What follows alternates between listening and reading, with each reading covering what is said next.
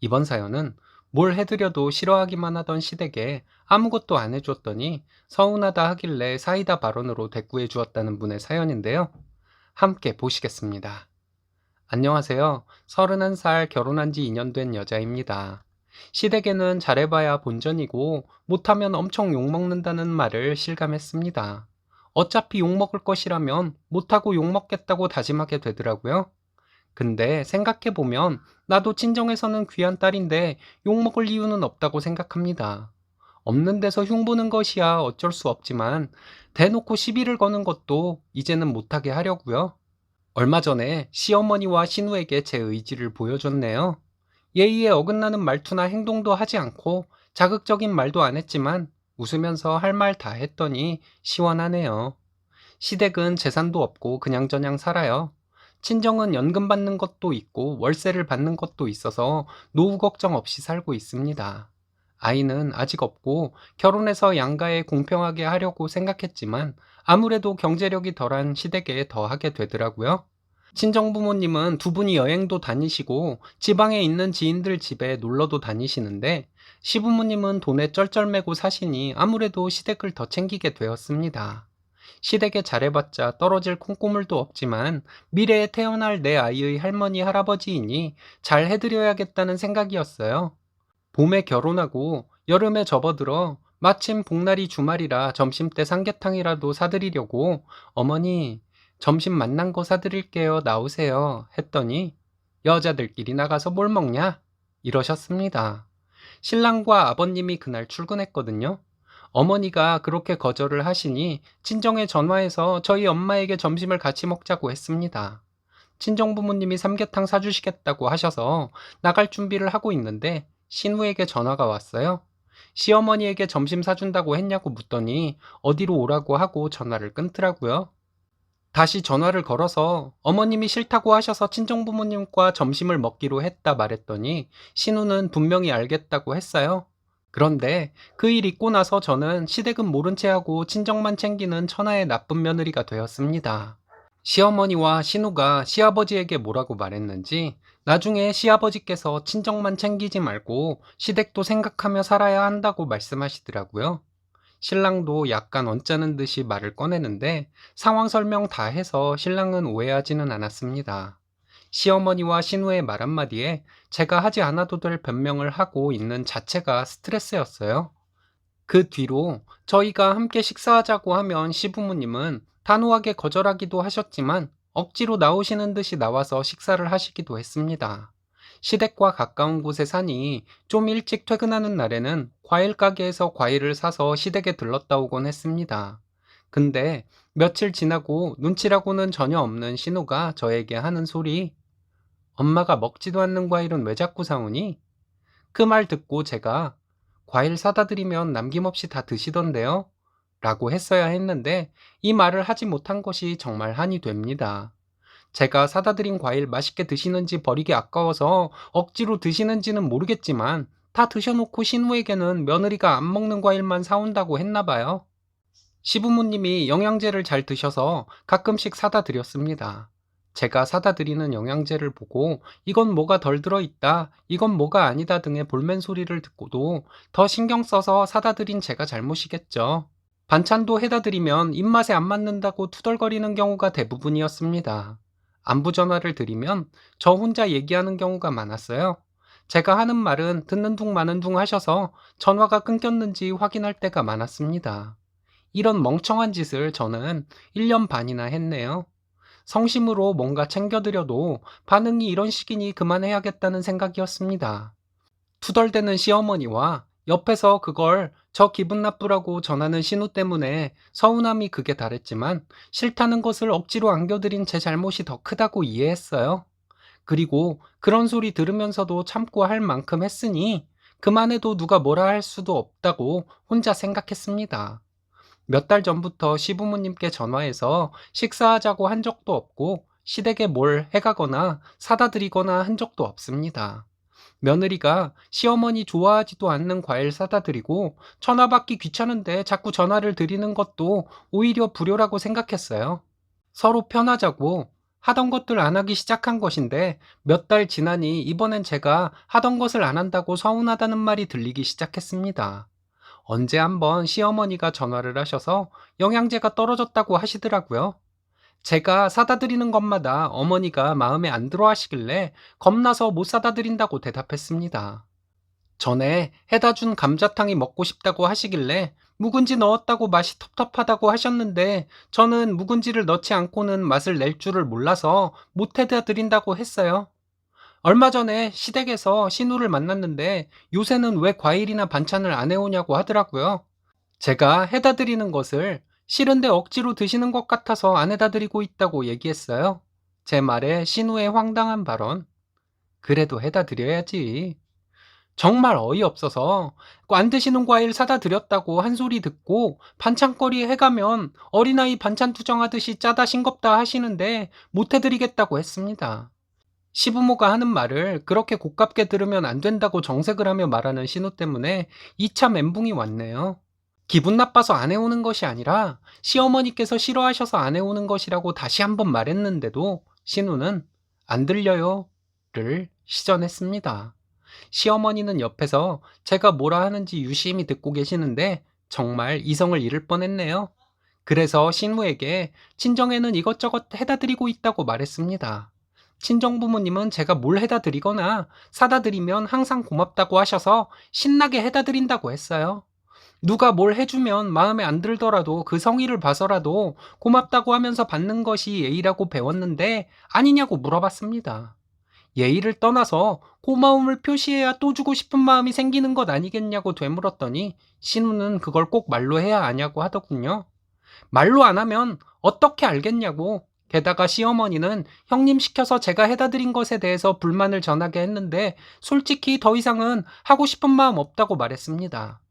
시어머니께서 내가 며느리라서 음식을 이렇게 해라 저렇게 해라 말씀하시기 불편하셔서 뒷말을 하시는 것 같은데 형님은 딸이라 편하게 말씀하실 수 있을 테니 형님이 하면 되겠다고 했어요. 나도 친정을 챙기고 있으니 형님도 친정을 챙기면 되겠다고 했습니다. 고맙게 받아주면 더 해주고 싶은 것이 사람 마음인데 고맙다는 말은 고사하고 불평만 하시니 앞으로 평생 아무것도 챙겨드릴 마음 없으니 그리 아시라고 했습니다. 남편도 지금까지 2년 가까이 제가 시댁 열심히 챙겼는데 안 좋아하기만 하셨으니 그만큼 했으면 된 것이라고 말해주더라고요. 그리고 앞으로는 누나가 부모님께 세세하게 물어봐가면서 챙겨드리라고 말해주었습니다. 제가 나올 때 시어머니께 그랬어요. 어머니, 제가 전화 드리는 것도 많이 귀찮아 하셨는데 이젠 안부 전화 안 드릴게요. 제가 친정엄마가 할머니한테 하는 것을 보고 따라하다가 어머니를 많이 귀찮게 해드렸나 봐요. 집안마다 분위기가 다른 것인데 우리 집 분위기만 생각하고 그동안 귀찮게 해드려서 죄송해요. 이렇게 말씀드리고 집으로 돌아왔습니다. 제가 과일을 사다 드린 것이 몇 번인데요. 매번 제철 과일로 사다 드렸는데 사다 드리는 것마다 안 드시는 과일이라고 하시니 과일 자체를 안 드시는 분이거나 그냥 제가 싫거나 둘 중 하나겠죠. 반찬도 마찬가지고요. 멍청하게 2년 가까이 그런 소리를 듣고도 그렇게 해갔냐고 하실 분들도 있겠지만 그동안 해온 것이 있으니 이제 딱 끊어버려도 시댁에서는 할 말이 없겠죠. 진짜로 제가 해다 주는 것이 부담스럽고 그랬으면 시어머니가 신우를 시켜서 요즘에는 왜 안 해오냐는 말을 하지도 않았겠죠? 신랑과도 충분히 얘기했고 신랑도 그러길래 좋은 소리 못 들으면서 뭘 자꾸 하냐고 하지 않았냐고 저에게 말했습니다. 시어머니와 신우는 이유 없이 제가 싫은 것이고 제가 해다 주는 것은 좋긴 한데 너 따위에게 고맙다는 말까지는 하기 싫다는 것으로 받아들이면 되는 것이겠죠? 이제는 시댁 식구들과 마음도 멀어질 것 같습니다. 나중에는 무슨 때나 보게 되는 사이가 되겠죠. 나중에 태어날 아이들을 위해서라도 이렇게 되지 않았으면 했는데 아쉽지만 어쩔 수 없는 것 같습니다. 시댁에 굳게 닫힌 마음 제가 억지로 열려고 노력하지 않아도 되는 것이겠죠? 여러분들의 고견을 듣고 싶습니다. 이번 사연은 잘하고 있는 며느리를 가정교육 운운하며 괴롭히던 시부모가 아들과 며느리에게 수모를 당하고 쫓겨났다는 사연인데요. 함께 보시겠습니다. 안녕하세요. 결혼한 지 1년 된 30대 초반 여자입니다. 신랑과 연애 중에 신랑이 결혼 얘기를 꺼냈지만 현실적으로 안 될 것 같아서 거절했습니다. 신랑도 저도 고만고만하게 벌고 있고 결혼해서 출산을 하게 되면 저는 퇴사를 해야 할 것 같았습니다. 둘 다 모아놓은 돈이 많지 않았기 때문에 신랑과 결혼을 하게 되면 대출로 시작을 해야 할 것 같았습니다. 둘이 살면서 둘이 대출을 갚으며 살면 되긴 하지만 아이가 생기게 되면 벌이는 반으로 줄고 돈 들어가는 곳은 더 많아지게 되어 현실적으로 불가능한 일이라고 생각했습니다. 신랑은 결혼을 원하고 저는 이런저런 이유로 결혼할 마음이 없으니 한 살이라도 어릴 때 신랑을 보내줘야 한다는 생각도 했어요. 내가 신랑을 붙잡고 있으면 신랑은 결혼하고 싶어도 결혼을 못할 것이라는 생각에 신랑에게 미안한 마음이 들었거든요. 그러던 중에 시어머니가 본인이 집을 해주겠다고 결혼하라고 하셨습니다. 먼저 신랑에게 말을 했고 신랑은 저에게 들뜬 목소리로 그 얘기를 전해주었습니다. 고민 끝에 저는 신랑과 결혼을 했습니다. 집 문제가 해결된다면 나중에 출산 때문에 신랑 외벌이로 산다고 해도 어떻게든 살 수 있을 것 같았어요. 이만큼 저를 생각하는 남자를 다시 만나기 어려울 것 같은 마음도 들었습니다. 저희가 살고 있는 집은 1억 5천을 주고 산 집입니다. 처음에는 너무 감사한 마음이었어요. 그런데 결혼한 직후부터 시어머니는 본성을 드러내기 시작하셨습니다. 제가 뭐가 마음에 안 들었는지 제가 무슨 말만 하면 면박을 주시고 하나하나 전부 꼬투리를 잡으셨어요. 결혼하고 반년 넘게 며느리로서 저는 안 한 것 없이 할 도리 다 했다고 생각합니다. 명절에 저 혼자 차례 음식 다 했고 남편은 중간중간 거드는 정도였어요.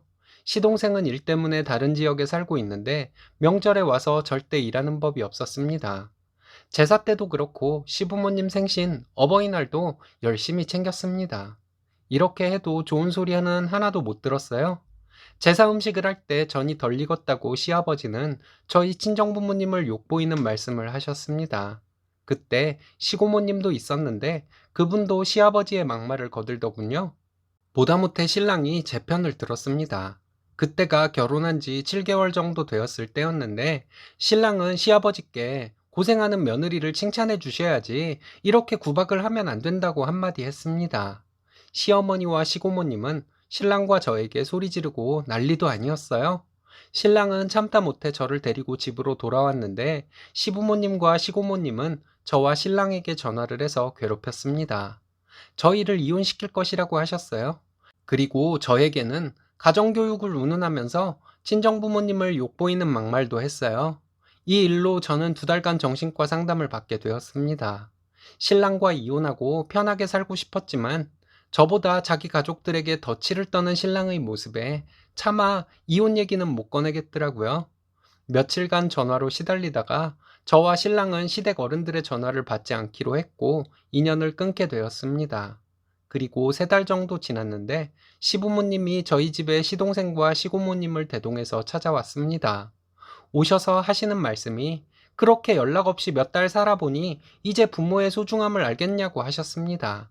신랑은 제가 정신과 상담을 받았던 것을 말씀드리면서 우리는 이대로가 좋다고 했습니다. 그랬더니 시아버지는 또 소리를 지르면서 괜히 찾아왔다고 하시더군요. 저도 이대로가 좋고 앞으로 이대로 살 것이니 더 이상 연락하지 마시라고 말씀드렸습니다. 시어머니는 정말 당황스러운 말씀을 하셨어요. 저희에게 결혼할 때 해준 집값을 당장 내놓으라고 하셨습니다. 신랑이 그 돈이 지금 우리한테 있겠냐고 했더니 한 달에 100씩 갚으라고 하셨어요. 고모님도 옆에서 자식돌이를 안 할 것이면 부모한테 받은 것을 전부 돌려줘야 한다고 거드는데 정말 얄미웠습니다. 신랑이 고모님에게 고모가 왜 우리 집 일에 말이 많냐고 당장 나가시라고 했습니다. 그리고 고모님을 일으켜 세워서 떠밀듯이 밀치면서 당신 집안이나 잘 돌보라고 말하면서 고모님을 내보냈어요. 신랑의 행동에 시부모님은 엄청 놀라신 것 같았습니다.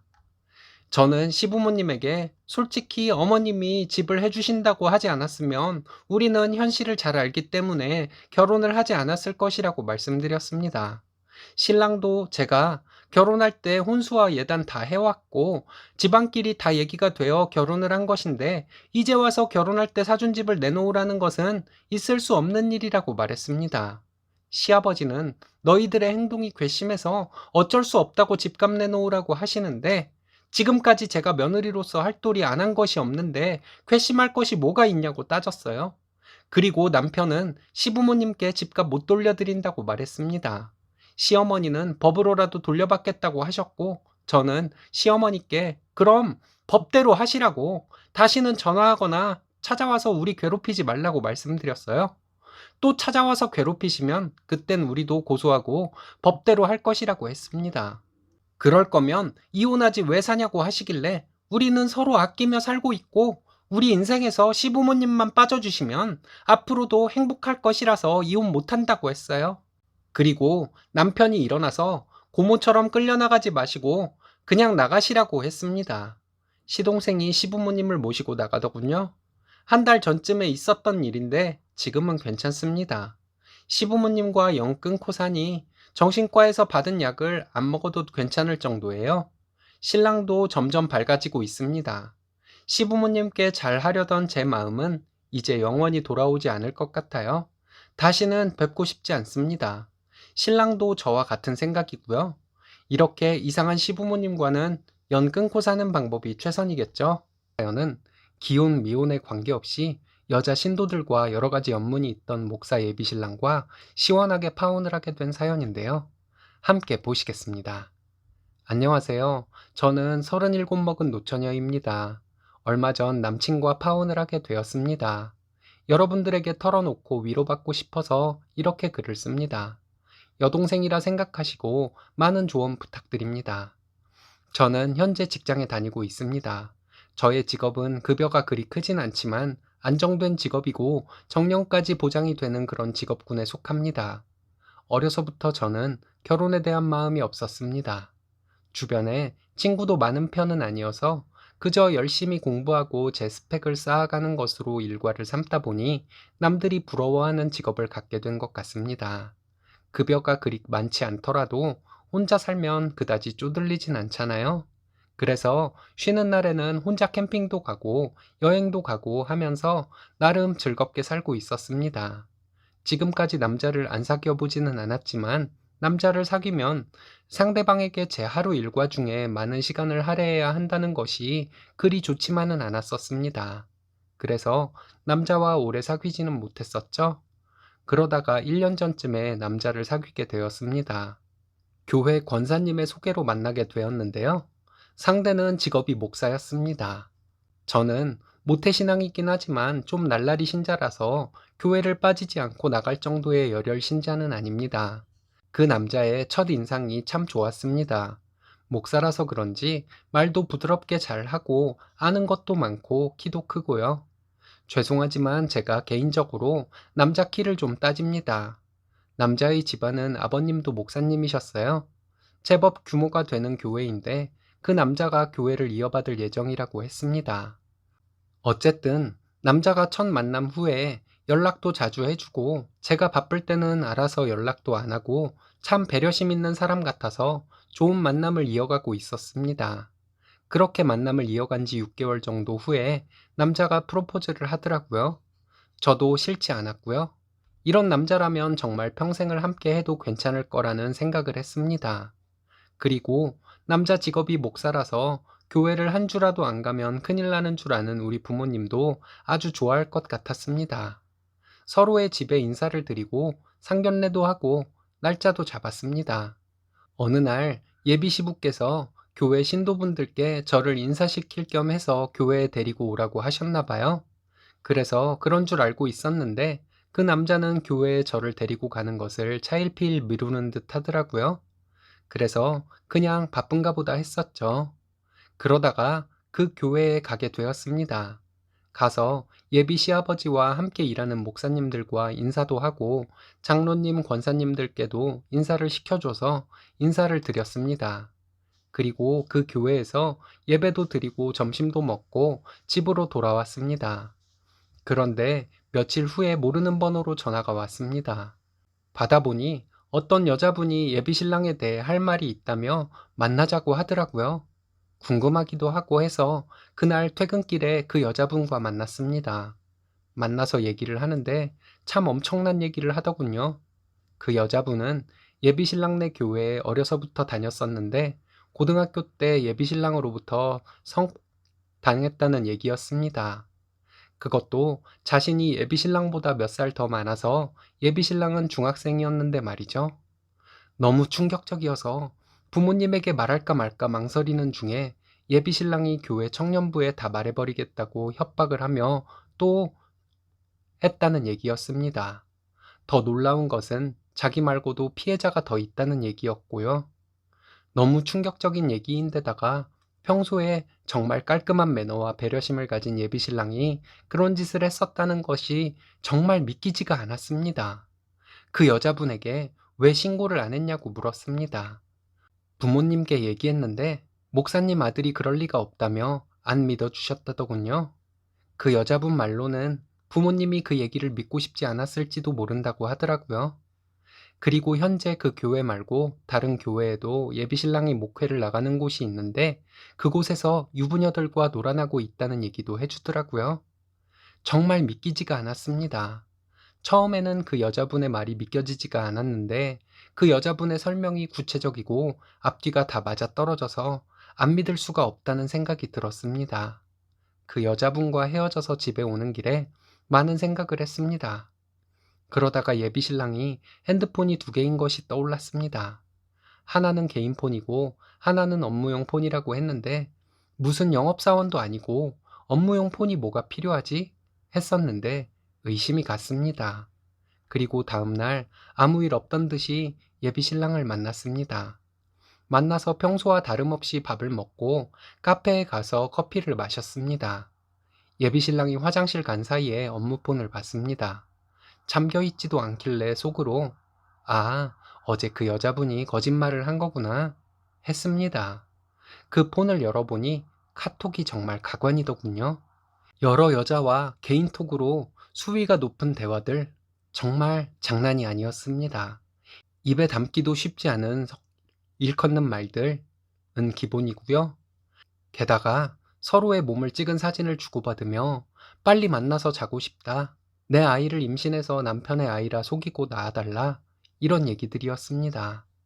그래서 손이 떨렸지만 그 카톡을 주고받던 여자들 중 한 명의 전화번호를 제 폰에 저장했습니다. 그리고 별일 없었다는 듯이 남친과 있다가 집에 돌아와서 그 전화번호로 전화를 했습니다. 전화를 받더라고요. 안녕하세요. 실례지만 땡땡교회 다니시는 김땡땡씨 맞으시죠? 하고 물었더니 네, 맞는데요. 누구세요? 하더라고요. 그래서 순간 온몸에 힘이 풀려 전화를 끊었습니다. 정말 머릿속이 하얗게 되고 아무 생각도 안 들더라고요. 며칠 지나고 나서 조금 정신이 들어 남친과 만날 약속을 하고 만났습니다.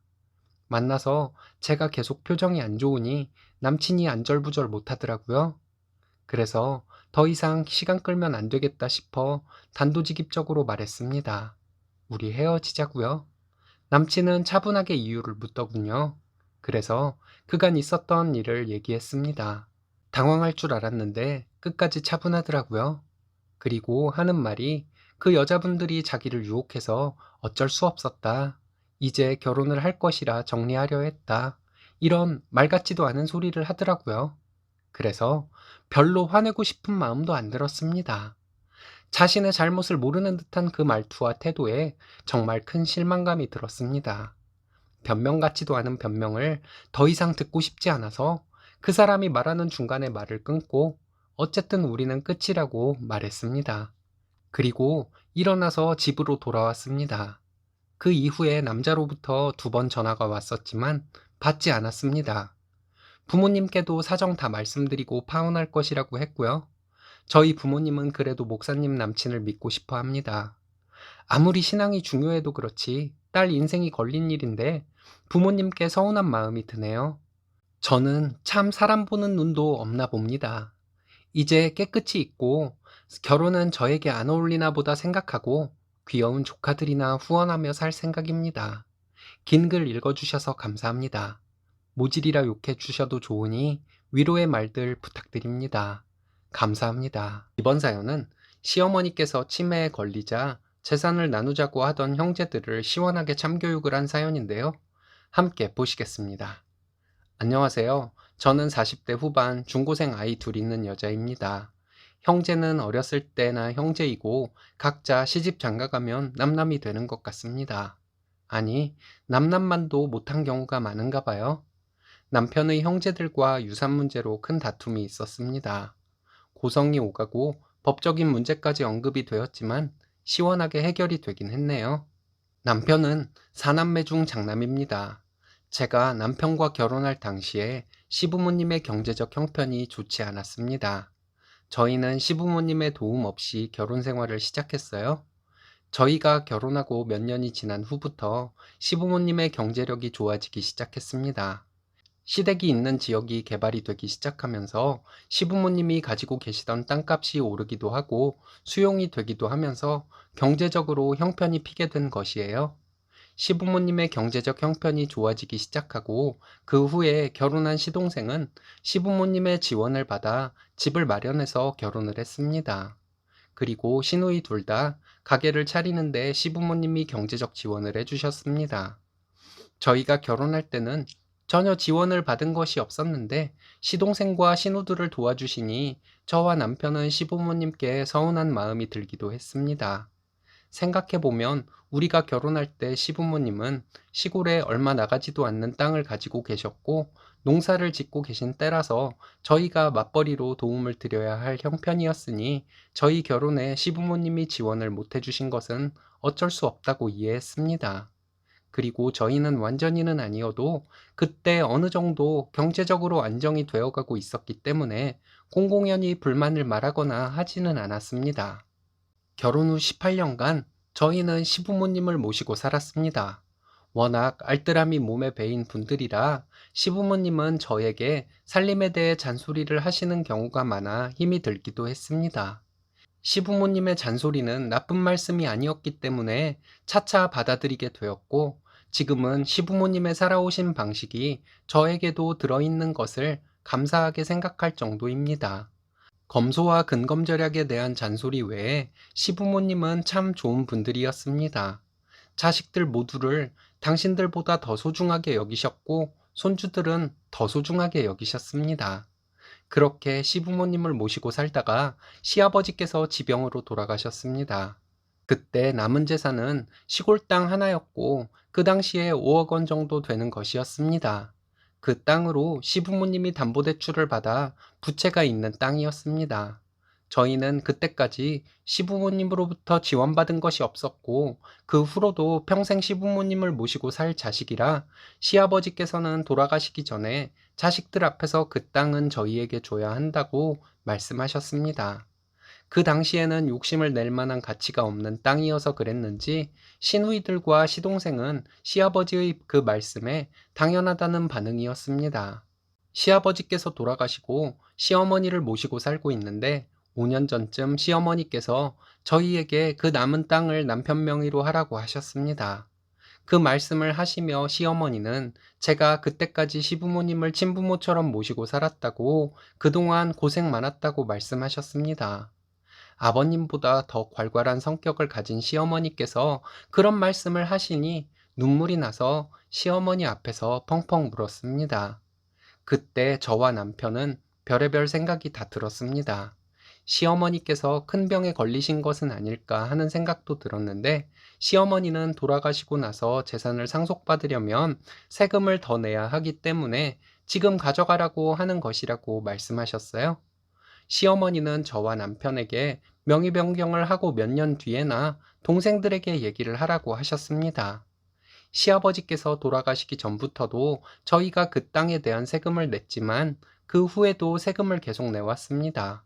세금이 점점 올랐는데 시골 농지인 땅이라 세금 부담이 크지는 않았습니다. 그 땅을 남편의 명의로 하고 난 후에 가끔 힘든 때에는 그 땅의 시세가 올라가고 그 땅의 주변이 좋아지는 것을 보며 위로를 받기도 했습니다. 그러던 중 그 땅이 남편의 명의가 된 지 3년 만인 2년 전에 저희 시어머니께서 치매 판정을 받으셨습니다. 중증은 아니었지만 치매에 걸리기 전보다는 모시고 살기가 힘들긴 했습니다. 시부모님께서 얼마나 고생하시며 살아오셨는지 알고 있었기 때문에 요양원에 보내라는 주변의 권유를 모두 뿌리치고 살았습니다. 제가 시어머니를 요양원에 보내드리게 되면 무엇보다 우리 아이들이 많이 마음 아파할 것 같아서 시어머니를 요양원에 보내지 못했습니다.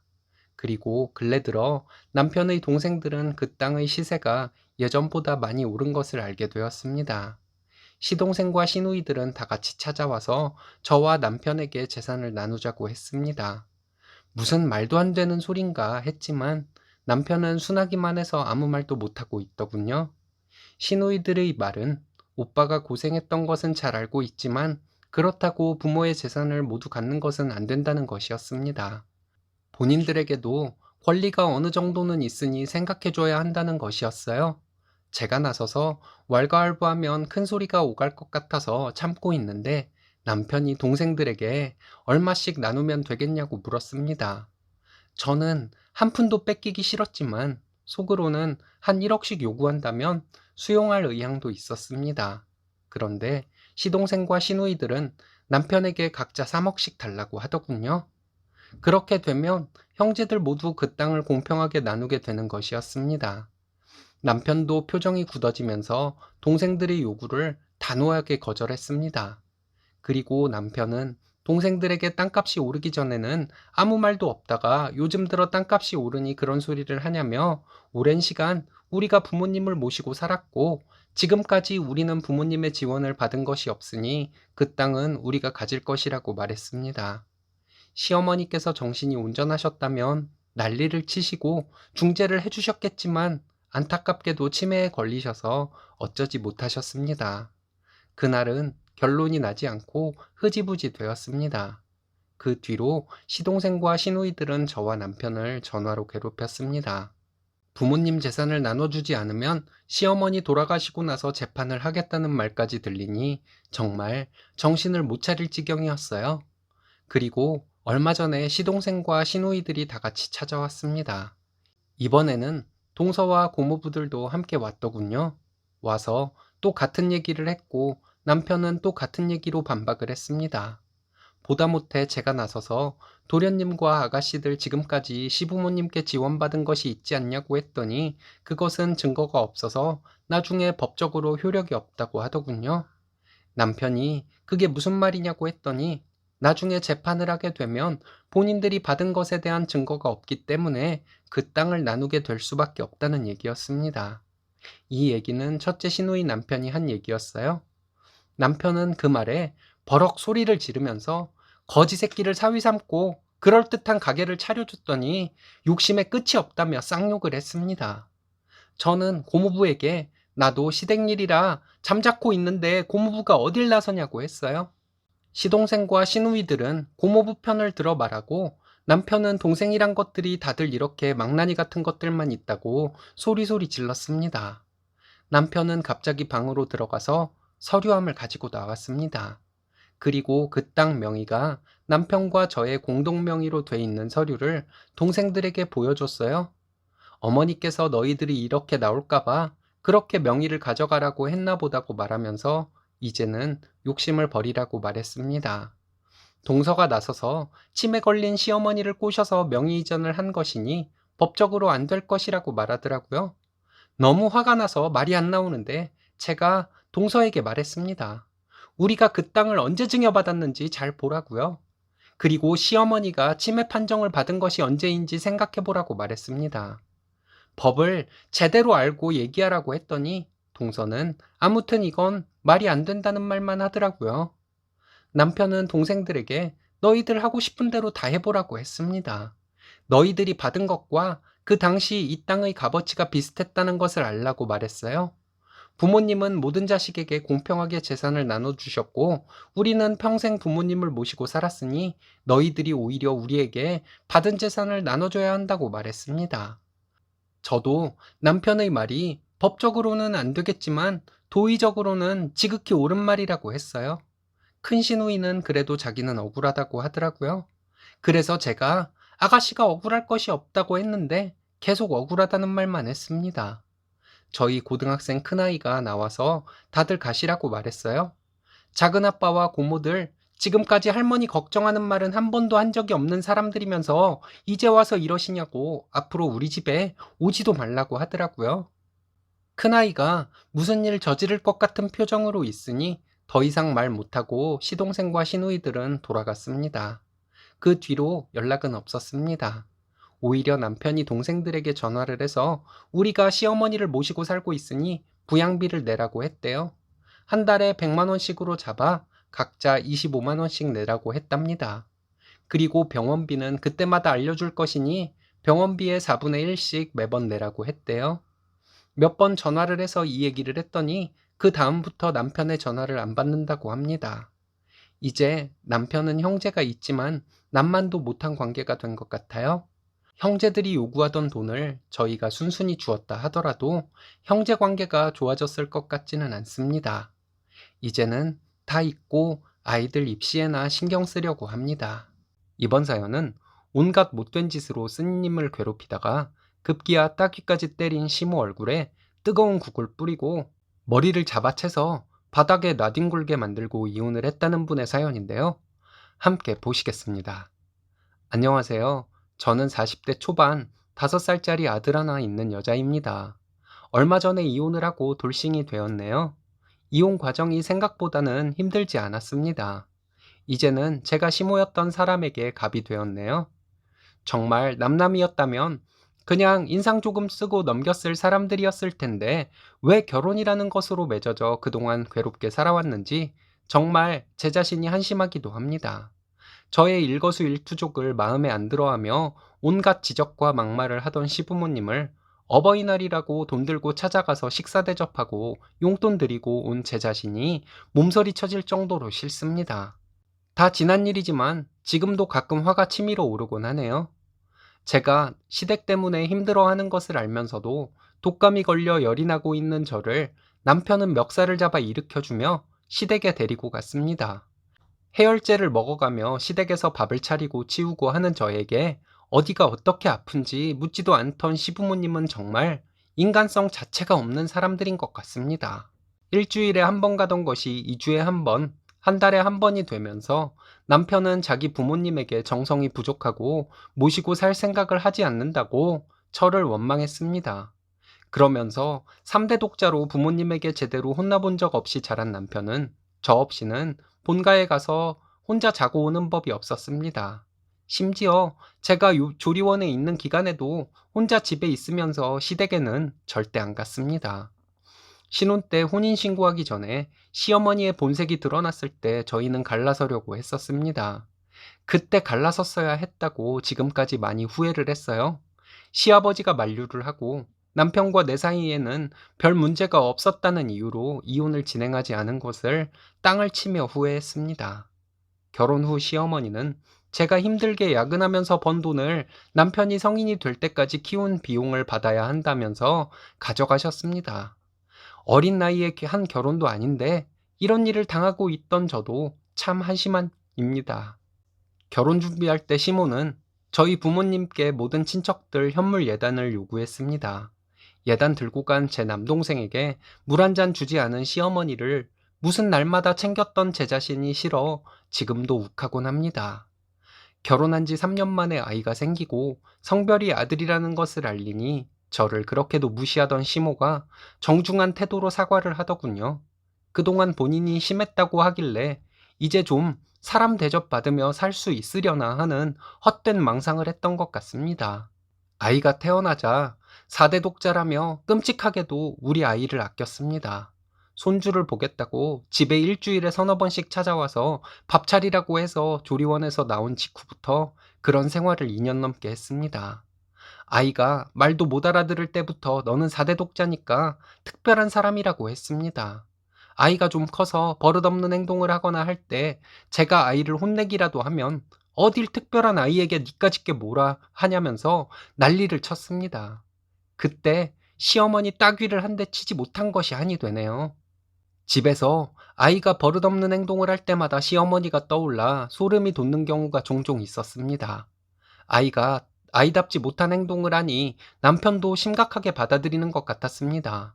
시어머니의 이상 행동 때문에 아이에게도 영향이 간다는 것을 알면서도 남편은 모든 사람이 본인 엄마를 좋아한다고 하더군요.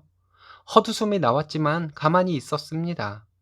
저는 그때 어차피 우리는 이혼을 하게 될 것이라고 막연하게 생각하고 있었나 봅니다. 작년에 한 사건이 도화선이 되어 이혼을 하게 되었습니다. 시부모님이 집에 오셔서 식사를 차려 함께 먹으려고 앉았습니다. 아이가 편식을 해서 남편이 고쳐주려고 아이가 안 먹으려는 음식들을 먹으라고 하고 있었습니다. 아이는 할머니가 있으면 버릇없게 행동을 해도 된다는 것을 알고 있었나 봐요. 자기가 먹기 싫은 음식을 아빠가 자꾸 먹으라 했더니 소리를 지르면서 반찬 접시를 던져버렸습니다. 옆에 있던 시모는 아이가 좋아하는 것들을 더 하라고 말했고, 아이는 위해 주려 다가오는 시모의 뺨을 후려쳤습니다. 아이의 막되먹은 행동에 온몸에 힘이 빠져나가는 것 같았습니다. 시모는 저에게 애를 저 따위로 키웠냐며 소리를 질렀습니다. 저도 못 참겠다는 생각에 어머님이 아이를 싸고 돌아서 아이가 저렇게 된 것이라고 했더니 시모는 저에게 알아들을 수도 없는 말로 소리를 질렀습니다. 그리고 남편은 저에게 이게 무슨 짓이냐며 제 뺨을 때렸습니다. 저는 제 국그릇을 들어 남편 얼굴에 부어버렸습니다. 그리고 남편의 국그릇을 들어 시모에게 던져버렸습니다. 뜨겁다고 난리를 치는 시모의 얼굴에 반찬 그릇과 밥그릇을 계속 던졌습니다. 나를 말리려던 남편을 피해 시모에게 가서 온 힘을 다해 머리카락을 잡아당겨 식탁 의자에서 바닥에 나뒹굴도록 해주었습니다. 그리고 저는 시모에게 너 따위년을 어머님이라 부른 세월이 너무 후회된다고 말하고 남편에게 이혼하자고 했습니다. 놀라서 아무 말도 못하고 있는 남편에게 내 아이가 너의 엄마를 닮아가는 것은 이제 못 참겠다고 말하고 이혼하자고 했습니다. 저는 그 길로 아이를 데리고 친정으로 왔습니다. 부모님과 남동생에게 그동안 있었던 일을 전부 말하고 이혼하겠다고 했습니다. 남편은 저희 집에 찾아왔지만 남동생이 위협해서 쫓아버렸습니다. 그리고 부모님과 남동생과 함께 남편을 만나 이혼에 대한 얘기를 했고, 그렇게 저희는 이혼을 했습니다. 시모는 저에게 전화로 4대 독자를 내놓고 못 만나가라고 하며 악담을 계속했습니다. 저는 그 악마에게 더 이상 존댓말을 하고 싶지 않았어요. 저도 반말로 욕을 하며 우리 아이를 정신이상자로부터 지키기 위해서 이혼하는 것인데 어떻게 너희 같은 것들에게 맡길 수 있겠냐고 대꾸해 주었습니다. 한동안 시모와 욕을 주고받는 통화를 했습니다.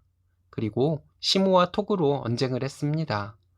주변에서는 그렇게 하면 제가 불리할 것이라고 했지만 그런 것을 생각할 마음의 여유가 없었나 봐요. 문자와 톡으로 계속 시모가 저에게 저주와 욕을 하는 내용을 보냈고 저도 똑같이 대꾸해 주었습니다. 나중에는 제가 시모에게 전화를 해서 그동안 시모가 했던 못된 짓들을 들먹이면서 욕을 해 주었습니다. 언젠가부터 시모는 제 전화를 차단했는지 안 받더군요.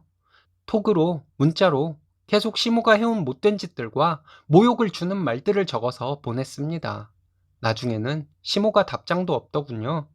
남편과 서로 위자료는 없이 결혼할 때 해온 것들을 각자 가져가는 것으로 하고 이혼을 했습니다. 아이 때문에 소송이혼까지 갈 뻔했지만 나와 남편의 경제력이 비슷하고 저는 엄마이기 때문에 양육권은 저에게 주어질 것이 뻔하다는 것을 알았는지 남편은 포기하더군요. 그 후로 지금까지 남편이 아이를 보고 싶다고 해도 보여주지 않았습니다. 시모는 나에게 문자로 아이는 보여줘야 할 것이 아니냐고 했는데 저는 답장에 모욕을 주는 말들과 욕만 적어 보냈습니다. 법적으로 어떻게 되어 있는지는 모르겠지만 저는 아이 아빠와 시댁의 아이를 절대 보여주지 않을 것입니다. 지금까지 남편은 저에게 아이 양육비를 준 적도 없고 저도 요구한 적 없습니다. 더러운 것들과 아무것도 엮이고 싶지 않아요. 이번 사연은 이혼하려고 집을 나온 쓰니님을 찾아와서 설득하던 시모와 남편에게 가족들 다 같이 시원하게 쌍욕으로 참교육을 하고 이혼을 했다는 사연인데요. 함께 보시겠습니다. 너가 엄마 없이 자라서 그래. 우리 엄마 좋은 사람이야. 제가 전 남편에게 자주 듣던 말입니다. 전 남편의 어머니란 분은 저와 둘이 있을 때와 남편이 함께 있을 때가 달라도 너무 다른 사람이었어요. 가끔은 본인도 혼동을 하는지 남편이 있을 때도 저에게 못되게 굴기는 했지만 그런 모습을 보고도 남편은 자기 엄마를 싸고 돌기 바빴어요. 저는 부모님이 안 계십니다. 초등학교 들어가던 해부터 부모님 없이 살아왔어요. 하지만 저에게는 고모와 고모부가 있었습니다. 부모 없이 자라면서 서름이 전혀 없었다면 거짓말이겠죠? 사춘기 때는 별것도 아닌 것을 가지고 이것이 부모가 없어서 받는 서름이구나 하는 생각이 들었던 적도 있습니다. 하지만 지나서 생각해보니 그런 일들은 친부모 밑에서 자란 사람이어도 겪을 수 있는 일들이었고 사춘기에 예민하다 보니 그런 생각을 했던 것을 알게 되었어요. 저는 학교 갔다 와서 그날 학교에서 있었던 일을 얘기할 엄마가 있었습니다. 고모라 부르긴 했지만 자상한 엄마처럼 제 얘기를 전부 들어주시고 저와 도란도란 수다 떠는 것을 좋아하시는 분이세요. 고모부는 퇴근길에 통닭을 사가지고 와서 항상 저에게 다리 하나를 제일 먼저 건네주셨습니다. 고모의 아들 둘과 함께 자랐는데 고모와 고모부가 저를 이렇게 아껴주고 하는 모습을 보고 자라서 그런지 지금도 저를 잘 따르고 착하고 예쁜 동생들입니다. 저는 어렸을 때도 친부모가 아닌 고모가 저를 키워주시는 것에 감사하는 마음을 가져야 한다고 생각했습니다. 그래서 고모와 고모부가 제가 성적을 잘 받아오면 무지하게 기뻐하시는 모습이 또 보고 싶어서 이를 악물고 공부했어요. 고모의 자식들은 공부를 잘 못했고 저만 공부를 잘했는데 고모는 제가 성적표를 받아올 때마다 환하게 웃으시면서 기뻐해 주셨습니다. 학원을 보내주신다고 해도 저는 싫다고 했어요. 학원 가서 또 수업을 듣느니 혼자 공부하는 시간을 더 갖는 것이 능률적이라고 고모에게 말하기는 했지만 사실 고모에게 학원비 부담을 드리기 싫어서 학원을 안 갔습니다. 대학을 합격했을 때 누구보다 고모와 고모부께서 기뻐해 주셨고 저도 너무 기뻤습니다. 대학에서도 저는 열심히 공부하고 알바를 병행하며 취업 스펙을 쌓아 대학 졸업 후에 괜찮은 직장에 취업을 하게 되었습니다. 사회생활 2년 차에 전 남편을 만나게 되었습니다. 첫 연애였죠. 남편을 만나고 세상이 따뜻해 보였습니다. 그때 남편은 진정한 내 사람이라는 것이 무엇인지, 행복이 무엇인지를 저에게 일깨워 준 사람이었습니다. 꿈 같은 연애를 하던 중 남편의 어머니와 만나게 되었습니다. 처음 만났을 때 어머니는 제 손을 잡아주시면서 얼마나 힘들었니? 네 얘기는 다 들어서 알고 있다. 보니까 듣던 것보다 훨씬 더 예쁘구나. 하고 말씀하시는데 저도 모르게 눈물이 났습니다. 그 후로 저는 그분을 친엄마처럼 생각하면서 왕래하며 연애했고 결혼을 하게 되었습니다. 결혼할 때 고모부는 부모님의 유산을 돌려주시겠다고 하셨습니다. 자랄 때 가끔 큰엄마가 했던 말이 있습니다. 고모가 저를 맡아 키우고 있는 것은 제 부모님의 유산 때문이라고 했어요. 제 부모님의 유산이 얼마나 되는지 저는 관심을 가질 나이도 아니었고, 나를 친부모 이상으로 키워주셨으니 부모님의 유산은 고모와 고모부 마음대로 하셔도 되는 것이라고 생각했습니다. 그런데 고모는 저희 부모님의 유산을 고스란히 돌려주시려 했습니다. 저는 안 받을 것이라고 하며 나중에 내 동생들 결혼 자금으로 사용하라고 고집을 부렸고 고모부는 저에게 소리까지 질러가면서 받으라고 실갱이를 한참 했습니다. 저와 남편은 그때 양가의 도움 없이 결혼하기로 했었고 남편의 어머니와 합가해서 살기로 했었기 때문에 결혼에 많은 돈이 들지는 않았습니다. 결혼하고 나니 곧바로 어머니는 본색을 드러냈습니다. 저희가 결혼하자마자 다니던 식당 일을 그만두더니 한 달에 100만 원의 용돈을 요구했습니다. 퇴근하고 집에 와보면 집안일이 쌓여 있었고 저는 퇴근 후에 그 일들을 해야만 했습니다. 퇴근해서 피곤한 몸으로 쌓인 집안일을 하는 것도 지치고 힘들었지만 저를 경멸하는 듯이 쳐다보는 어머니의 그 눈빛과 무시하듯 말하는 그 말투도 저를 많이 힘들게 했습니다. 빨리 해라, 답답하다 하시면서 매번 저를 다그쳤고 식탁에 앉아 식탁을 손으로 치면서 음식을 이것밖에 못하냐고 화를 내는 일이 참 많았습니다. 남편은 직업 특성상 외근과 지방 출장이 많았기 때문에 시어머니와 둘이 지내는 날이 많았습니다. 저는 언젠가 불현듯 남편과 결혼을 한 것이 아니라 어머니의 하녀로 이 집에 들어왔구나 하는 생각이 들었습니다. 그러다가 남편이 집에서 지내는 기간에는 어머니의 태도가 바뀌었습니다. 어머니는 언제 그랬냐는 듯이 다정하고 친절한 시어머니인 척을 했습니다. 말도 부드럽게 하는데 정말 역겨웠습니다. 어머니의 두 얼굴을 남편에게 얘기하면 남편은 화를 냈고 자기 엄마는 좋은 분이라고 하면서 너가 엄마 없이 고모 밑에서 자라서 그렇다고 제가 무슨 없는 얘기를 지어내는 것처럼 말했습니다. 그렇게 3년을 지냈습니다. 제가 친부모 밑에서 자랐다면 이혼이 오히려 더 쉬웠을 것 같네요. 친부모가 아니지만 친부모와 다름없이 저를 키워주신 고모와 고모부에게 이혼녀의 모습을 보여주기 싫어서 참고 또 참았습니다. 그러다 어느 순간 너무 힘들더라고요. 다 놓아버리고 싶더라고요. 나를 헌신적으로 키워주신 고모와 고모부를 위해서라도 내가 이런 대접을 받고 살아서는 안 되겠다고 생각했어요. 내가 무엇을 위해 존재하는지도 모르겠고 퇴근하고 집에 돌아가는 길이 너무도 힘들었습니다. 시어머니의 만행들을 얘기할 수 있는 사람은 남편뿐이었는데 매번 본인 엄마는 좋은 분이라고 너가 엄마가 없어서 모른다고 하니 정말 더 힘들었습니다. 지긋지긋한 결혼 생활을 포기하기로 결심하고 나서 남편에게 화를 내며 이혼하자고 터뜨려버리고 싶기도 했지만 참았습니다. 핸드폰으로 시어머니와 둘이 있을 때 대화를 녹음하기 시작했습니다. 처음 녹음한 것을 들어보니 생각보다 잘 들리더군요. 시어머니의 막말과 다그치는 말들, 그리고 애미 없이 자라서 네가 이런 것을 못 배웠구나 하는 모욕적인 말들이 며칠 되지도 않아서 제 핸드폰에 많이 녹음되었습니다.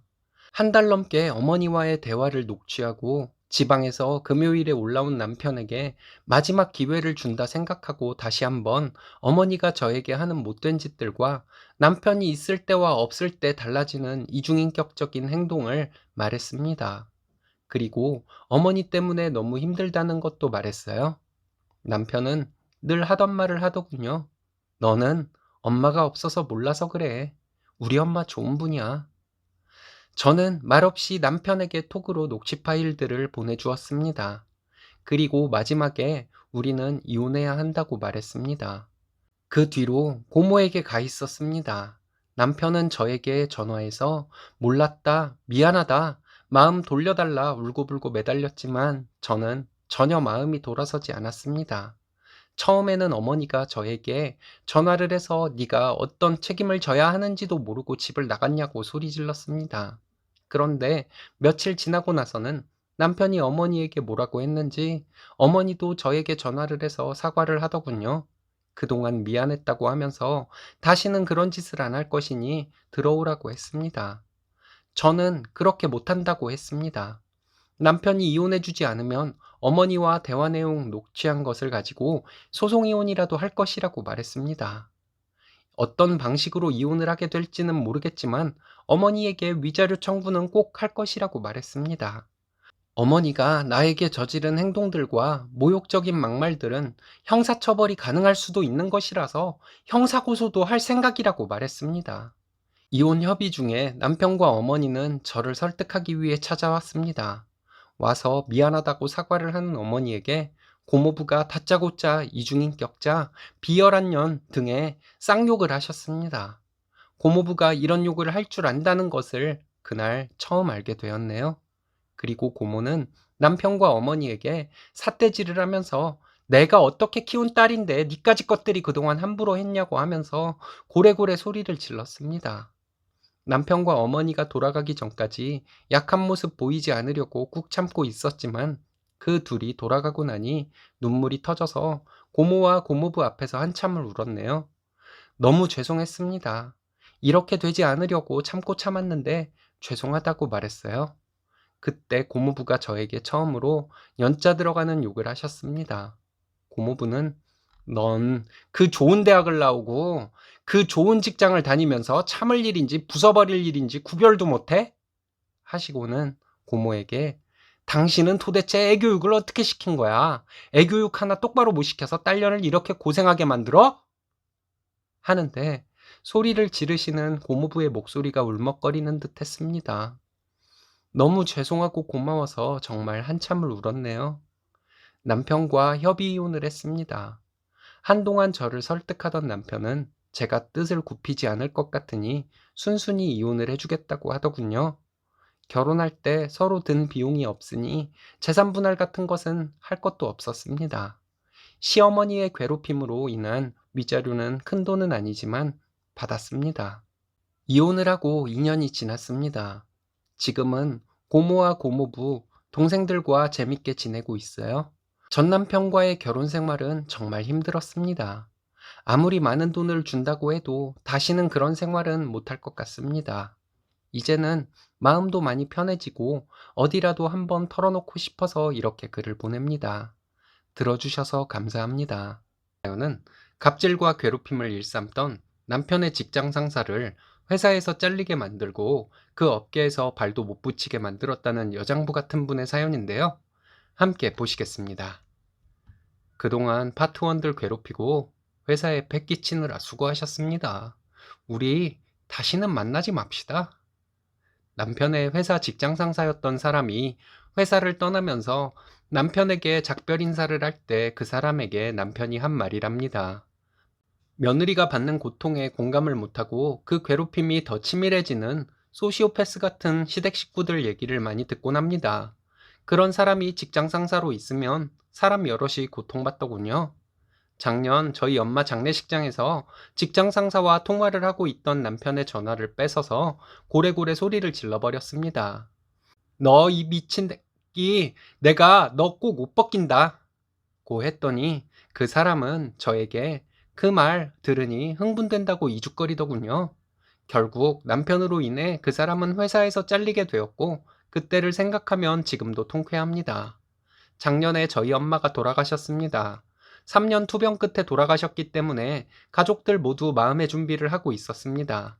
힘들어 하시는 엄마를 보고 있자면 엄마가 더 이상 고통받지 않고 편안해졌으면 좋겠다는 못된 생각도 종종 하곤 했습니다.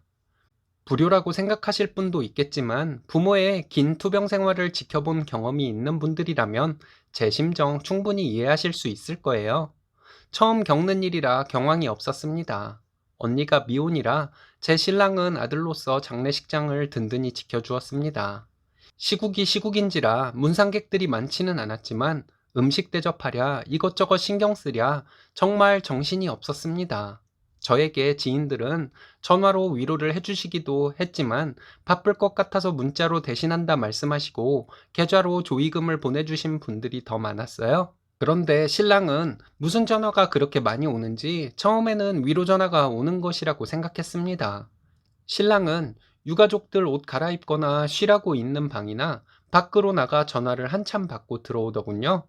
둘째 날도 신랑이 한참 자리를 비웠는데 그 사이에 신랑 지인이 문상을 왔습니다.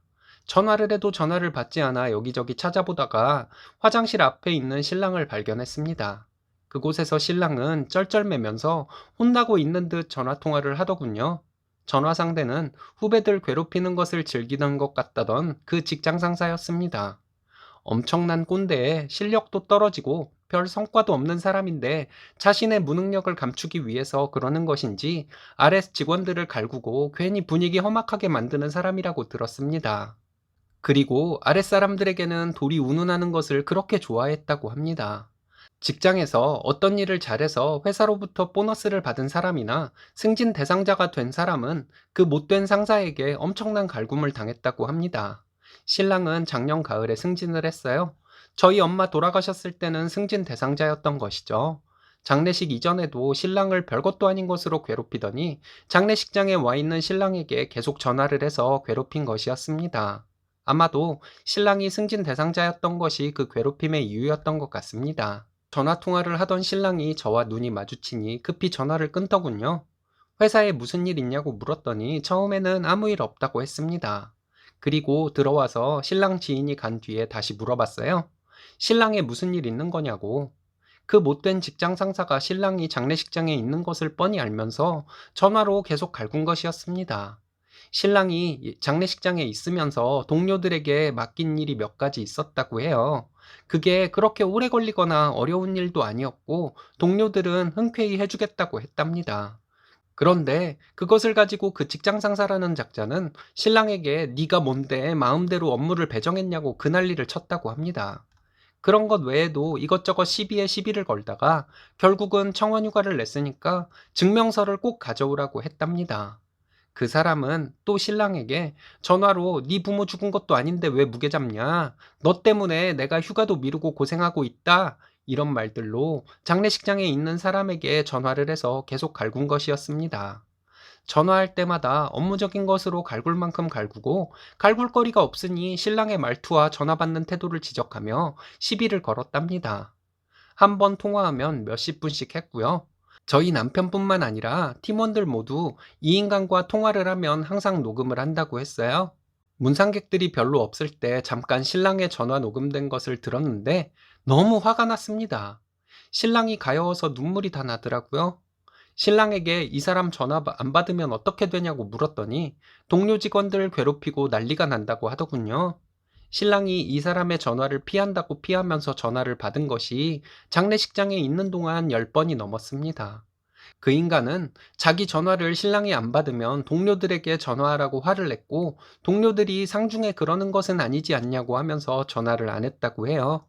그랬더니 자기 성질에 못 이겨 입에 개거품을 물며 고래고래 소리를 질렀다고 합니다. 장례식 이틀째 날 저녁에 또 전화가 오더라고요. 신랑에게 제 앞에서 스피커폰으로 받으라고 했습니다. 전화를 받자마자 "야, 팀원들 네 업무 분담시키고 놀고 먹으니까 좋냐? 너 이 새끼 너 회사 오면 보자." 그래서 제가 "뭐 이따위 인간이 다 있어." 했는데 스피커폰이라 다 들렸을 거예요. 신랑이 얼른 전화기 가지고 다른 곳으로 가서 통화하고 왔습니다. 얼마 후에 또 신랑 전화로 전화가 왔습니다. 제가 받았어요. 첫 마디가 또 "야!" 그 소리 듣자마자 제가 욕을 해주었습니다. "너 뭔데 회사 부하 직원한테 양아치 같은 짓을 하고 있어? 너 요즘 직장에서 부하 직원 괴롭힌 거 밝혀지면 어떻게 되는 줄 몰라? 너 이 미친 새끼 내가 기필코 옷 벗겨줄게." 라고 했습니다. 그랬더니 잠시 침묵이 흐르다가 "그래요? 흥분되네요." 이러면서 이죽거리더군요. 그 뒤로 제가 정신줄 놓고 욕을 해서 뭐라고 했는지 정확히 기억이 나지는 않습니다. 알고 있는 욕은 다 한 것 같아요. 그리고 마지막으로 옷 벗을 준비하고 있으라고 했습니다. 긴장하고 지켜보고 있던 신랑에게 그놈을 옷 벗기든지 당신이 그만두든지 둘 중 하나 하자고 했어요. 회사 그만두어도 상관없다고. 나도 벌만큼 벌고 있으니 당신은 회사 그만두더라도 마음 편히 다른 회사 알아보면 된다고 말해 주었습니다. 저희 엄마 잘 보내드리고 여기저기 알아보니 회사에서 외부에 알려지기를 꺼려해서 얼버무리고 넘어가려 할 수도 있다고 하면서 법적으로 대응을 해야 확실하다고 하더군요. 법적으로 고소할 증거는 통화 내용만으로도 충분했고 신랑 동료들도 이제 도저히 못 참겠다고 다 같이 들고 일어나겠다고 했답니다. 제가 신랑 회사 감사과에 연락해서 통화 녹음 파일을 보냈어요. 신랑이 동료들에게 말했더니 몇몇 동료들도 본인들 통화 내역을 제출했다고 합니다. 회사에서는 생각보다 빠르게 대처를 했고 그 사람을 바로 잘라버렸습니다. 남편 말을 들어보니 회사 입장에서도 일도 잘 못하는 사람 기회다 싶어 잘라버린 것 같다고 해요. 그리고 회사에서 퇴사를 권고할 때 당신을 퇴사시키지 않으면 많은 직원들이 변호사까지 고용해서 법적 대응을 한다고 난리인데 그렇게 되면 회사도 난처해지지만 당신도 법적으로 어떻게 될지 모른다고 했답니다. 그렇게 그 못된 인간은 회사에서 잘렸습니다. 남편 말로는 회사에서 말은 그렇게 좋게 했지만 업계가 좁아서 그 사람은 어디도 가기 힘들 것이라고 하더라고요. 그리고 그 못된 인간이 마지막으로 출근한 날 남편에게 인사를 건네더래요. 그래서 남편이 "그동안 파트원들 괴롭히고 회사에 패끼치느라 수고하셨습니다. 다시는 만나지 맙시다." 이렇게 말했다고 합니다. 동료들 중에서는 문 앞으로 따라 나가서 그 인간에게 욕을 하고 온 사람도 있었다고 하네요. 신랑이 그 인간에게 당해온 것을 생각하면 이 정도로는 분이 다 풀리지는 않지만 그 인간은 밥줄이 완전히 끊긴 것이나 다름없으니 그런대로 넘어가려고 했습니다. 그런데 신랑은 그 후에도 자꾸 그 인간에게 당했던 것이 언뜻언뜻 생각나서 화가 치밀어 오르곤 한다고 말하더라고요. 그래서 신랑은 그 인간이 퇴사한 후에도 전화를 몇 번 해서 욕을 하며 만나자고 했답니다. 만나서 그냥 끝장을 보자고 했대요. 너 같은 인간은 이 세상에 있으면 안 된다고 하면서요. 몇 번 그랬더니 신랑 전화를 피하더랍니다. 전화 피한다고 내가 네 집을 모르기를 하냐면서 곧 집으로 찾아갈 테니 기다리고 있으라고 문자를 보냈더니 바로 그 인간 신랑에게 전화해서 미안하다고 빌었다고 합니다. 이렇게 하고 나니까 확실히 마음이 그전보다 많이 편해졌다고 신랑이 나중에 말해주더라고요. 저는 잘했다고 말해주었습니다. 자기가 나이 조금 많다고 회사 조금 더 오래 다녔다고 갑질하고 아랫사람들 괴롭히는 사람은 도대체 무슨 마음으로 그러는지 아직도 모르겠네요. 나중에 언제 어떻게 만나게 될지도 모르는데 말이죠. 암튼 지금은 저희 신랑 회사 잘 다니고 있습니다. 읽어주셔서 감사합니다. 이번 사연은 차별하던 부모님이 노후를 의지하려 하길래 시원하게 차단했다는 분의 사연인데요. 함께 보시겠습니다. 안녕하세요. 오빠나 남동생과의 차별 때문에 친정과 연을 끊었다는 분들의 사연이 많네요. 저도 친정과 연락 없이 지내고 있습니다. 친정엄마는 아쉬웠는지 저에게 한동안 연락을 했지만 제 마음은 돌아서지가 않더군요. 제 얘기를 듣고 나면 저에게 독하다고 할 수도 있어 누구에게도 쉽게 털어놓지 못하고 살았습니다. 엄마는 저에게 한 번만 용서를 해달라고 했지만 그 이유가 의지할 곳이 없어서 한 말씀이라 저는 그게 더 용서가 안 되더라고요. 저는 언니가 하나 있습니다. 언니는 첫째라고 부모님으로부터 많은 것을 받으며 자랐어요. 저는 어디서 데려온 자식 취급을 받으며 자랐네요. 일단 부모님은 언니만 옷을 사주고 저는 언니 옷을 물려받아 입었습니다. 제 기억 속에 제가 새로 산 옷을 입은 기억은 별로 없어요. 가정 형편이 그렇게 어려운 편도 아니었습니다.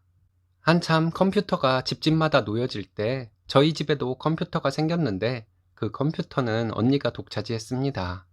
컴퓨터를 살 때부터 엄마는 언니의 컴퓨터를 사는 것이라고 말했고 저는 컴퓨터로 학교 숙제를 할 일이 있어도 언니의 허락을 받고 컴퓨터를 사용해야 했어요. 성인이 돼서 화가 나는 것이지 그 당시에 저희 집에서는 그게 당연한 것이라 저는 그것이 불만을 가질 일인지조차 몰랐습니다. 엄마는 언니를 학원도 보내주고 과외도 시켜주었지만 저는 동네에 있는 공부방 같은 학원을 보내주었어요. 언니는 수학 전문학원, 영어 전문학원 이런 식으로 과목별로 따로 학원을 보내주었고 학원에서 레벨업을 하라고 과외도 시켜주었습니다. 저는 그야말로 동네 공부방을 다녔고요. 그런데 반전은 언니보다 제가 공부를 더 잘하는 것이었어요.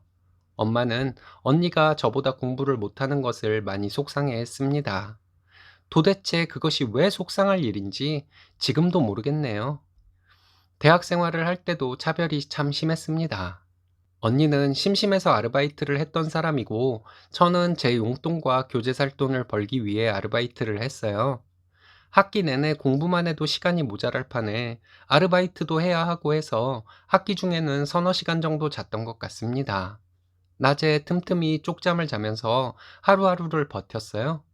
아무리 한창 때라 해도 항상 몸이 천근만근이었습니다. 결혼할 때도 언니는 지원을 꽤 받은 것으로 알고 있어요. 부모님과 언니가 저에게 말을 안 해줘서 정확한 액수는 모르지만요. 저는 결혼할 때 부모님으로부터 전혀 지원받지 못했습니다. 제가 모은 돈이 얼마 되지도 않았는데 저희 엄마는 시댁이 잘 사니까 지원 안 해주겠다고 했어요. 사돈이 부자면 더 구색을 맞추기 위해 노력할 수도 있는 것 아닐까요? 그냥 엄마는 저에게 본인이 가진 뭔가를 내놓는 것이 싫은 사람이었던 것 같습니다. 엄마에게 이런 대접을 받으니까 언니도 저를 무시하는 경향이 꽤 있었습니다. 어렸을 때부터 언니는 제가 말을 걸어도 대답하고 싶은 것만 대답했어요. 자기가 필요할 때는 저에게 말을 잘도 걸면서 제가 말을 걸었을 때 대답하기 싫으면 아무리 말을 걸어도 입을 다물고 딴짓을 했습니다. 저도 지쳐서 그랬는지 중학교 때부터는 될 수 있으면 언니에게 말을 걸지 않게 되더라고요. 언니 밥 먹어. 언니 엄마가 와보래. 이런 것들이 대화의 전부였어요. 결혼하고도 엄마의 차별은 계속되었습니다. 언니는 결혼하고 친정에 들어가서 1년을 살다가 분가해서 얼마 전까지 친정 근처에 살았습니다. 친정 근처에 살면서 언니는 엄마 도움을 받으며 살았습니다. 제가 임신 7개월 때였는데 저도 엄마의 육아 도움을 받고 싶었습니다. 시부모님은 조리원비 주신다고 하셨고, 조리원에서 퇴원하고 나면 시터를 쓰라고 하시면서 그 비용도 주신다고 하셨어요. 그런데 저는 엄마의 도움을 받고 싶었습니다. 엄마에게 얘기했더니 엄마는 제가 조리원에서 퇴원하고 나면 한 달 정도 조리를 해주겠다고 하더군요. 그때 언니의 아이들은 유치원생이었어요. 엄마는 언니의 아이들을 하원시켜주고 언니 퇴근할 때까지 데리고 있어주며 살던 때였습니다. 언니가 전화를 했더라고요. 저에게 아이 낳고 알아서 산후조리를 했으면 좋겠다고 하더군요. 엄마가 저희 집에 왔다 갔다 하면 자기 애들은 누가 봐주냐고 하면서 안 되겠다는 것이었습니다. 저는 산후조리 알아서 해야 하고 앞으로도 엄마에게 아이 봐달라고 할 생각 하지도 말라고 했습니다. 자기는 시댁이 멀고 저는 시댁이 가까우니 시어머니에게 말하라고 하더군요. 저는 그때 혼자 생각하기를 언니네 아이들이 어린이집에 있는 시간에만 엄마가 우리 집에 오는 것으로 생각하고 있었는데 언니가 그렇게 말하니까 정말 화가 나더라고요. 근데 더 화가 났던 것은 엄마의 반응이었어요. 엄마에게 전화를 해서 언니가 이런 말을 하면서 나에게 화를 내더라고 했더니 언니가 직장 다니면서 애들 키우느라 그런 것이니 이해하라고 하는 것이었습니다. 그리고 언니네 애들 어린이집에 있는 시간에만 저희 집에 올 수 있다고 말하더라고요. 안 그래도 그렇게 하는 것으로 생각하고 있었는데 막상 엄마가 또 그렇게 말을 하니 너무 서운하고 슬프기까지 했습니다. 제가 속이 좁은 것인지는 모르겠지만 언니와 나를 그렇게 차별했는데 내 아이까지 차별을 받는 것 같아 정말 견딜 수가 없었어요. 언니는 1년 넘게 형부와 친정에서 얹혀 사는 동안 돈 한 푼 안 들이고 공짜로 살았어요. 어릴 때 차별받으며 자란 것들이 다시 생각나면서 이젠 하다 하다 내 아이까지 차별을 대물림 받는구나 싶어서 정말 슬펐습니다. 뱃속의 아이에게 너무 미안한 마음이 들었고요. 너무 속상한 마음에 시댁에 가서 시부모님께 이 얘기를 했습니다. 시부모님은 함께 아파해 주셨어요. 어머님은 저에게 친정엄마에게 더 이상 기대하지 말라고 하셨습니다. 어머님도 외삼촌과 차별받았던 것을 말씀해 주시면서 이런 상태로 친정엄마에게 산후조리를 받아봤자 제 속만 더 상할 것이라고 말씀하셨어요. 어머님이 어차피 시터 쓰는 비용 주신다고 하셨으니 마음 편하게 시터 쓰라고 말씀하셨습니다. 저는 시어머니 말씀대로 엄마에 대한 기대를 완전히 마음속에서 지워버렸습니다. 한결 마음이 편해지더라고요. 그리고 아이를 낳고 엄마와 그냥저냥 지냈고 이제 아이가 7살이 되었습니다. 저희 아이가 5살 때 언니는 형부 직장 때문에 멀리 지방으로 이사를 갔습니다. 그 후로 엄마는 저에게 의지하려고 하더군요. 저희 집에 자주 오셨습니다. 신랑은 저희 엄마를 보면 반가워했는데 저는 엄마가 저희 집에 특별한 이유 없이 안 왔으면 했습니다. 저를 만나기만 하면 엄마는 노후 걱정하는 얘기, 돈 없다는 얘기를 하시는 것도 듣기 싫고 가끔은 신랑 앞에서 이런 얘기를 하니 신랑 보기 민망하기도 했어요. 그래서 엄마에게 이런 얘기 이제 저에게 하지 말라고 했습니다. 엄마는 키워준 자식에게 엄마가 이런 얘기도 못하냐고 하더군요. 저는 그때 이성을 잃고 그동안 참았던 말을 하게 되었습니다. 나 산후조리원 퇴원하고 산후도우미 도움받아 아이 키웠고 그 도우미 비용 시댁에서 해줬다. 어릴 때도 차별받았지만 결혼 후에까지 나는 엄마에게 차별받았다. 엄마는 언니 아이들 키워주느라 내 아이 못 봐준다고 했고 엄마가 언니네 아이들 키워줬으니 노후는 언니에게 의지해라. 난 어렸을 때부터 엄마에게 뒷전이었고 나도 이젠 엄마 포기했으니 나한테 뭐 바라지 말고 필요한 것이 있으면 언니에게 말해라. 언니는 자기밖에 모르는 사람이라 이제 엄마를 모른 채 할 수도 있는데 그래도 나한테 기댈 생각하지 마라 했습니다. 엄마는 제가 속이 좁아서 그렇게 생각하는 것이라면서 10손가락 깨물어서 안 아픈 손가락이 어디 있냐고 하더군요. 그래서 엄마에게 어렸을 때부터 받아온 차별부터 시작해서 아이 봐주는 일 때문에 받았던 차별까지 생각나는 대로 다 말해버렸습니다. 그리고 나서 아무튼 나는 아무것도 하지 않을 것이니 언니에게 의지하라고 말했어요. 엄마에게 산후조리 안 받은 것이 어쩌면 잘된 일이었는지도 모르겠다고 하면서 엄마는 나에게 자식돌이 같은 것은 기대도 하지 말아야 한다고 말했습니다. 엄마는 자식 키워봐야 소용없다고 하시더니 가시려고 하길래 이제 하나도 안 예쁜 둘째 딸은 없다 생각하시라고 했습니다. 나는 앞으로 친정에서 남보다 못한 사람이 될 테니 그냥 각자 알아서 살자고 했어요. 그날 저녁에 언니에게 전화가 왔습니다. 받아보니 엄마에게 싸가지 없게 말했다고 뭐라 하길래 엄마에게 사랑받고 자란 언니가 엄마 책임질 것이라는 말이 뭐가 잘못이냐고 저도 따졌습니다. 저에게 자식돌이 어쩌고 하던 언니가 결국은 너는 시댁이 잘 살잖아 이러더라고요. 그럼 우리 시부모님은 사돈 노후자금 대려고 고생해서 돈 벌었냐고 어이없다고 했더니 네가 하라고 했지 누가 사돈에게 구걸했냐고 하더군요. 시댁이 잘 살아서 내가 우리 부모님 도움 줘야 하는 것이라면 결국 우리 시부모님이 친정 도와준 것이 되는 것인데 언니가 그렇게 거지 같은 소리를 하면서 그게 거지가 하는 소리인지도 모르는 것 같다고 앞으로 연락도 하지 말라고 했습니다. 나는 없다 생각하고 엄마가 언니에게는 잘했으니 나 몰라라 하지 말고 엄마 꼭 책임지라고 말하고 전화를 끊어버렸어요. 저는 그냥 친정 없다 생각하고 살려고 합니다. 저는 어찌어찌 견디고 살아왔지만 내 아이까지 차별받는 것은 싫어서요. 그렇게 받고 싶었던 엄마의 사랑을 포기하고 나니 홀가분합니다. 이번 사연은 남편이 어릴 적에 어린 아들을 외면하고 제가 한 시어머니가 시집살이를 시키길래 시원하게 끊어버렸다는 분의 사연인데요. 함께 보시겠습니다. 안녕하세요. 결혼 14년 차 이남 1녀 키우고 이제 막 40대에 합류한 평범하디 평범한 주부입니다. 먼저 제 소개를 자세히 하자면 엄마가 두 분입니다. 얼굴도 모르는 낳아준 엄마, 그리고 가슴으로 낳았지만 훈육이 확실했던 키워준 엄마. 키워준 엄마도 술 먹으면 주사가 심하고 과격한 행동을 일삼는 아빠 때문에 못 참고 저 13살 되던 해에 이혼하시고 본인 인생을 사셨던 분이시긴 해요. 그래도 키운 정이 무섭다고 어쩌다 한 번씩 하교할 때 학교 앞에서 기다리셨다 용돈 주시고 가셨어요.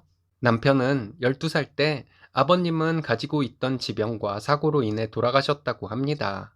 아버님 돌아가시고 한 달 조금 지나 어머님이 그 어리디 어린 아들을 집에 두고 도망가셨답니다. 집주인분께서 어린 남편을 챙겨주시다 수소문해서 친할머님께 연락을 드려 할머님께 갔다 합니다.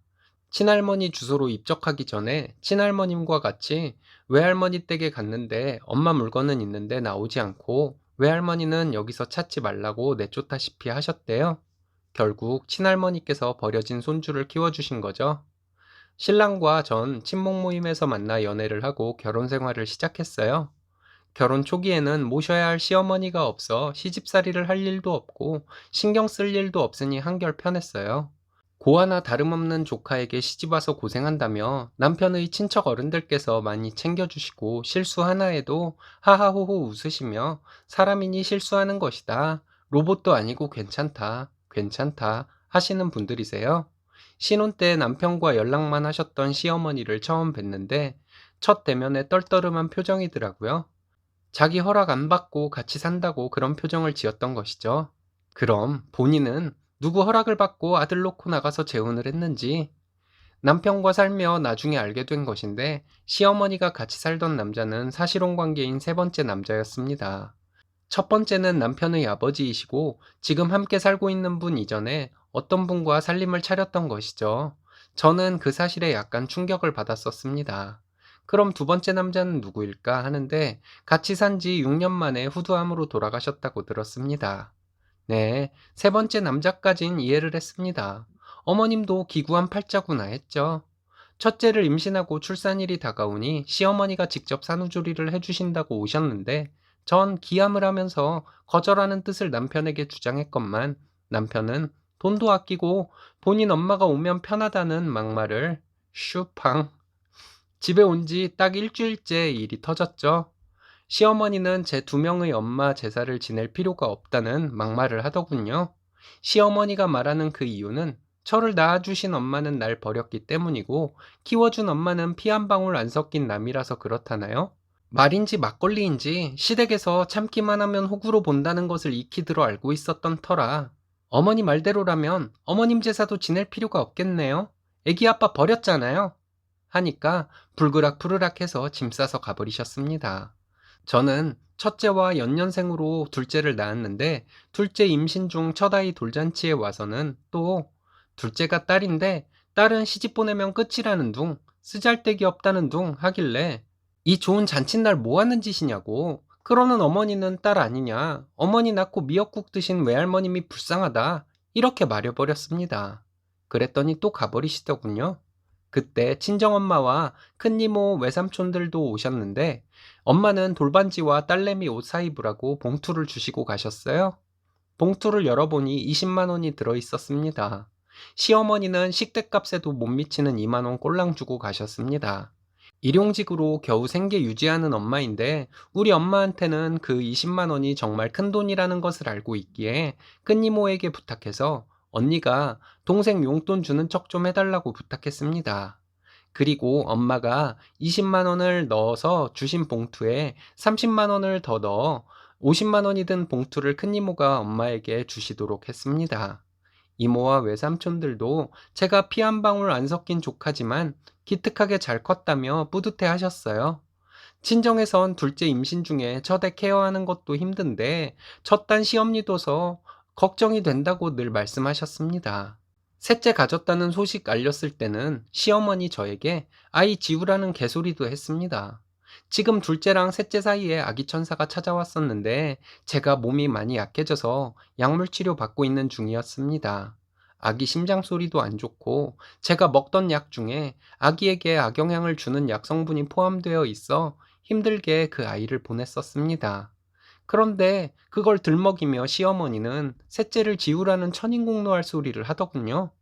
그 뒤로도 많은 일들이 있었지만 사연 읽어주시는 캐스터분 밥 먹을 시간조차 없을까봐 각설하고 시어머니는 세 번째 같이 살던 남자와 싸우고 저희 집으로 온 적이 서너 번 있어요. 지금은 정말 기본 중에 기본만 하고 살고 있지만 그 당시에는 그렇지 않았거든요. 그래서 함께 사는 분과 싸우면 저희 집으로 자꾸 오시는 시어머니께 적당히 좀 하시라고 했습니다. 그랬더니 미안하다고 하시면서 자식이라고 온 쟤밖에 없는데 어쩌냐고 불쌍한 척을 하셨어요. 전혀 안 불쌍했지만요. 세 번째 남자도 뇌출혈로 생사를 오가니 또 상치를까 무서우셨는지 결국 우리 옆으로 이사 오신 지 6년 되었네요. 근데 이건 뭐 나는 전생에 나라를 통째로 오랑캐에게 갖다 바친 매국노였는지 아니면 전쟁광으로 맹활약을 하던 사람이었는지 이건 뭐 시어머니는 뻑하면 저를 불러 병원 가자, 시장 가자 하셨습니다. 깜빡하는 증세도 심해지시고 한동안은 집에 안 좋은 기운이 도는 것 같다고 팥을 구석구석 두질 않나, 칼날이 밖으로 향할 때까지 던지질 않나, 해가 거듭될수록 이상 행동이 심해졌습니다. 작년 말에 정신과와 신경과 내방했는데 치매와 정신분열증 진단을 받았네요. 치매는 예상했지만 정신분열은 예상하지 못했었거든요. 지금 생각해보면 시어머니가 막말을 하곤 했을 당시 속으로 정신병자인가? 하는 생각을 하긴 했었지만 게다가 투석도 받으셨습니다. 입원까지 할 필요는 없다는 의사 선생님의 말씀에 아침 저녁으로 찾아가서 시어머니 약 먹는 것을 확인하고 왔는데 한동안 발길 끊었을 때 전화로만 약 드시는지 확인했던 탓일까요? 말로는 약 챙겨 드신다고 해놓고 막상 가서 확인해 보면 열흘치 정도 되는 약이 방치되어 있었습니다. 너무 화가 나서 시어머니에게 이럴 거면 병원도 다니지 말고 약도 먹지 말라면서 이런 것이 도대체 몇 번이냐고 성질을 냈어요. 그동안 아들 며느리를 얼마나 우습게 알았으면 그렇게 나를 부려먹고 약은 약대로 안 챙겨 먹냐면서 그동안 대가도 안 바라고 비서처럼 몸종처럼 해왔는데 이럴 거면 그 대가를 주시던지 하시라고 했습니다. 조선시대에도 몸종들 부리려면 대가를 줘야 했을 것이라고 했어요. 저 이제 지쳐서 더 이상은 못하겠다고. 내 남편 나 몰라라 하고 나가서 다른 남자와 살림 차린 사람을 남편 봐서 챙겼는데 이제 그만두겠다고 말했습니다. 나는 앞으로 눈에 넣어도 안 아플 내 새끼들이나 잘 챙기고 알콩달콩 살 거니까 연락도 하지 마시고 나를 볼 생각도 하지 말라고 말하고 돌아왔습니다. 그렇게 하고 온 것이 벌써 2달째 접어드네요. 남편이란 인간은 뭐 했냐 궁금해 하실 분들이 많을 텐데 남편도 중간 역할 한다고 고생 아닌 고생 좀 했습니다. 제가 힘들어하면 남편은 본인 엄마에게 가서 달래기도 했다가 윽박 지르기도 했다가 하면서 나름 노력을 하긴 했어요. 그리고 저에게 와서 미안하다고 고맙다고 했습니다. 저는 지금 낳아주신 엄마는 아니지만 그래도 엄마가 있긴 하잖아요. 이모들과 외삼촌들 외가도 있고요. 저는 남편의 생각에 동의하지는 않지만 어쨌든 남편은 엄마라고 챙기고 싶어 하니 남편이 가여워서 그동안 한 것이었어요. 남편이 저에게 무릎 꿇고 간절하게 얘기하는데 본인 엄마 챙겨달라는 소리 다시는 안 할 테니 때 되면 병원만 데리고 가달라고 하더군요. 그리고 시어머니에게 엄마는 이제 며느리 손주들 없는 것으로 알고 사시라고 했습니다. 그랬더니 그렇게 기고만장하던 시어머니가 조용해지더군요. 그런 일이 있고 나서 남편 얼굴에 그늘이 짙게 깔려 있어서 보기 좀 그렇지만 시어머니 때문에 드리워진 그늘이라 제 힘으로는 어쩔 수가 없네요. 시어머니 문제를 제외하면 먹고 살기 바빠서 그렇지 여느 집과 다름없이 웃음소리 끊이지 않는 집이 저희 집입니다. 저와 남편이 엄마 없이 자라서 화목한 가정이라는 것을 모르고 살았는데 저희 나름 화목하게 살고 있습니다. 저는 화목한 내 가정을 위해 틈틈이 공부도 하고 몸치이긴 하지만 아이돌 춤과 막춤, 괴기한 표정 등으로 우리 가족들 웃음을 유발하는 일을 담당하고 있어요. 이런 일상의 소소한 웃음이 행복이라는 어느 책의 한 구절을 항상 마음에 담고 노력하고 살고 있는 중입니다. 현재 내 가정의 소소한 웃음과 그로 인한 행복을 제가 끝까지 지킬 수 있게 많은 분들이 응원해 주셨으면 합니다. 저는 일신사님 목소리에 반한 어느 한 시청자입니다. 이번 사연은 쓰니님을 찾아온 못된 전시모에게 사이다 막말을 하고 통쾌해하고 있다는 사연인데요. 함께 보시겠습니다. 소송하시려면 하세요. 당신 같은 정신병자들이 정상인으로 살면 그게 더 이상하겠죠. 10년도 훨씬 지나 저에게 찾아와서 자기 아들에게 돌아오라는 전시모에게 제가 한 말입니다. 그렇게 며느리를 못 잡아먹어서 안달이더니 이제 와서 자기 아들이 정상적으로 못 살고 있다며 돌아오라고 하는 것은 어느 나라 염치인지 모르겠네요. 시원하게 지르고 나서 나오는 저희 뒤통수에 대고 숫자 욕을 하던 전 시모에게 뒤돌아서 활짝 웃어주었습니다. 저는 40대 초반 아이 셋 키우는 워킹맘입니다. 현재는 자상한 남편과 우리 부부에게 즐거움을 주는 예쁜 아이 셋을 천사 같은 시부모님의 도움을 받아 키우며 행복하게 살고 있습니다. 저는 한 번의 이혼 경험이 있습니다. 첫 번째에는 결혼식은 했었고 혼인신고는 하지 않았었기 때문에 호적상으로는 남편과 초혼이기는 합니다. 그래도 결혼식과 사실혼 기간이 있었으니 재혼은 재혼인 것이죠. 전 남편과 아이가 없는 상태에서 이혼하게 되었습니다. 전 남편을 만난 것은 제가 21살 때였습니다. 그때 친정아빠가 몸이 안 좋으셔서 병원에 장기 입원 중이셨어요. 22살에 저희 아빠는 급격히 상태가 안 좋아지셨고 먼 여행을 떠나셨습니다. 저는 엄마에 대한 기억이 없어요. 저희 부모님은 제가 아주 어릴 적에 이혼을 하셨거든요. 아빠가 돌아가시고 저와 언니만 남게 되었습니다. 저희 언니는 조그만 가게를 운영하면서 형부와 함께 조카들 키우며 행복하게 살고 있어요. 저도 예전부터 큰 거 안 바라고 딱 우리 언니처럼만 살면 좋겠다고 생각해 왔습니다. 전 남편은 저와 동갑이었습니다. 빠른 년생이라 저보다 학년은 한 학년 위였어요. 21살에 전 남편을 만나 연애를 하기 시작하고 2년 조금 안 되어 전 남편은 저에게 결혼을 하자고 했습니다. 저는 아직 나이도 어리고 아무것도 모르는 학생일 때라 어쩔 줄 몰라 하고 있었는데 자기네 집이 넉넉하니 몸만 오면 된다고 하더군요. 자기네 집에서 다 준비할 것이라고요. 저는 어쩔 줄 모르겠어서 저희 언니에게 말했더니 저희 언니는 한사코 말렸습니다. 언니는 저에게 대학교 졸업하고 직장 다니면서 돈 좀 모으고 해서 30살쯤에 결혼하면 딱 좋을 것 같다고 말했어요. 저에게 피부치라고는 언니밖에 없었기 때문에 저는 언니 말을 따르고 싶었습니다. 그래서 전 남편에게 말했는데 전 남편은 제가 혼자 사는 것이 불안하다고 하면서 계속 결혼하자고 했습니다. 저는 언니가 자주 찾아오니 불안해할 필요 없고 학교 다니랴 알바하랴 정신없이 바빠서 혼자 사는 줄도 모르고 살고 있다고 말했습니다. 혼자 사는 것이 편한 점도 많다고 했고요. 그때 속으로 내가 결혼하면 우리 아빠 재산은 어떡하지? 하는 생각도 많이 했습니다. 전 남편에게 시간을 가지고 천천히 우리 관계를 발전시켜 나가자고 했습니다. 나중에 알게 된 사실인데 전 남편은 어머니에게 무조건 결혼하고 싶다. 여자친구인 저희 사정이 이러이러한데 엄마가 딸 하나 생긴다고 생각하고 받아달라. 이렇게 매일 조르고 있었다고 합니다. 하도 아들이 졸라대니 어머니는 어디 한번 만나나 보자고 하셨고 저는 어머니를 뵙게 되었습니다. 그냥 단순히 남자친구 어머니께 인사를 드린다고 생각했어요.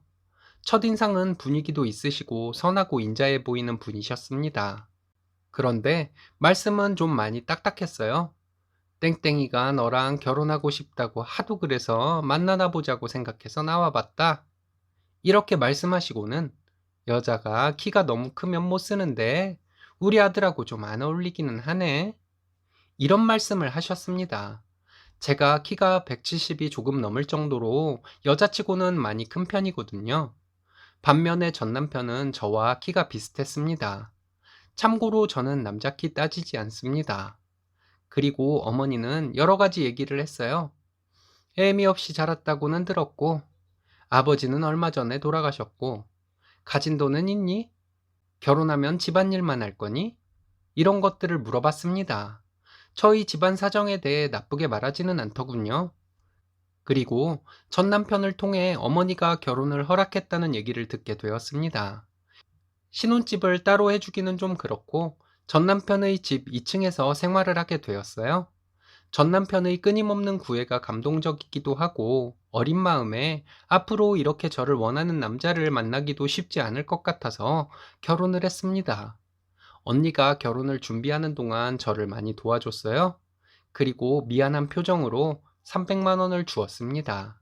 그 돈으로 저는 시부모님 선물과 한복을 해드렸습니다. 결혼식 당일에 시어머니의 본성을 살짝 맛보게 되었습니다. 저는 그때 23살이었어요. 당시 결혼식에서 신부가 머리를 푸는 것이 유행이었고, 저도 그때 머리가 길어서 머리를 묶지 않고 유행을 따랐습니다.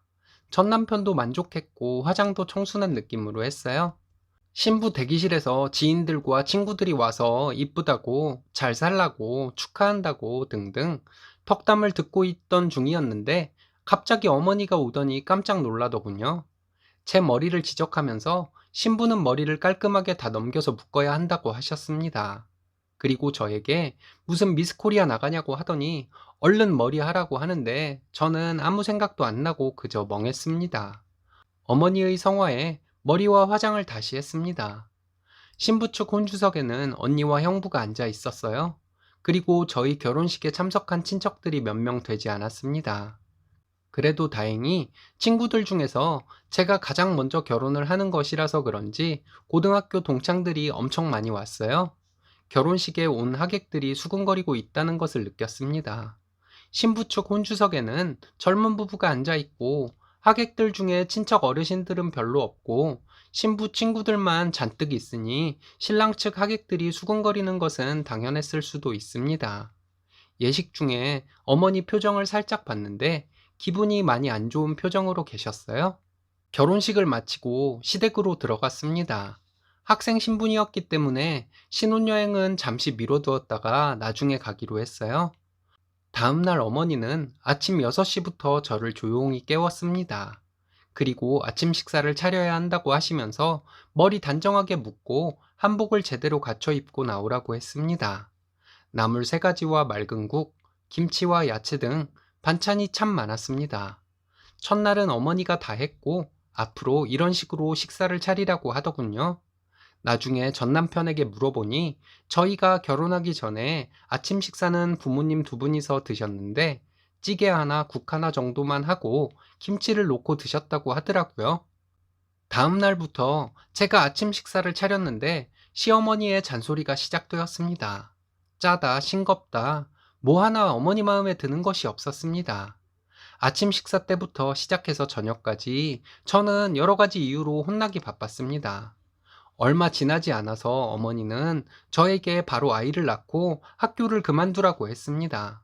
저는 아이가 생기면 휴학이라도 하겠지만 당장 그만두고 싶지는 않다고 말했더니 엄마 없이 자란 것과 가정교육 등을 운운하면서 말대꾸한다고 난리를 치셨어요. 점점 드러나는 시어머니의 본색에 마음의 상처를 많이 입었지만 언니에게는 말하지 못했습니다. 부모님도 안 계시고 항상 동생 걱정만 하는 언니가 속상할까 봐요. 전 남편에게 어머니 때문에 힘들다고 얘기를 해봐도 아이만 생기면 다 끝날 일이라고 별일 아닌 듯이 말하더군요.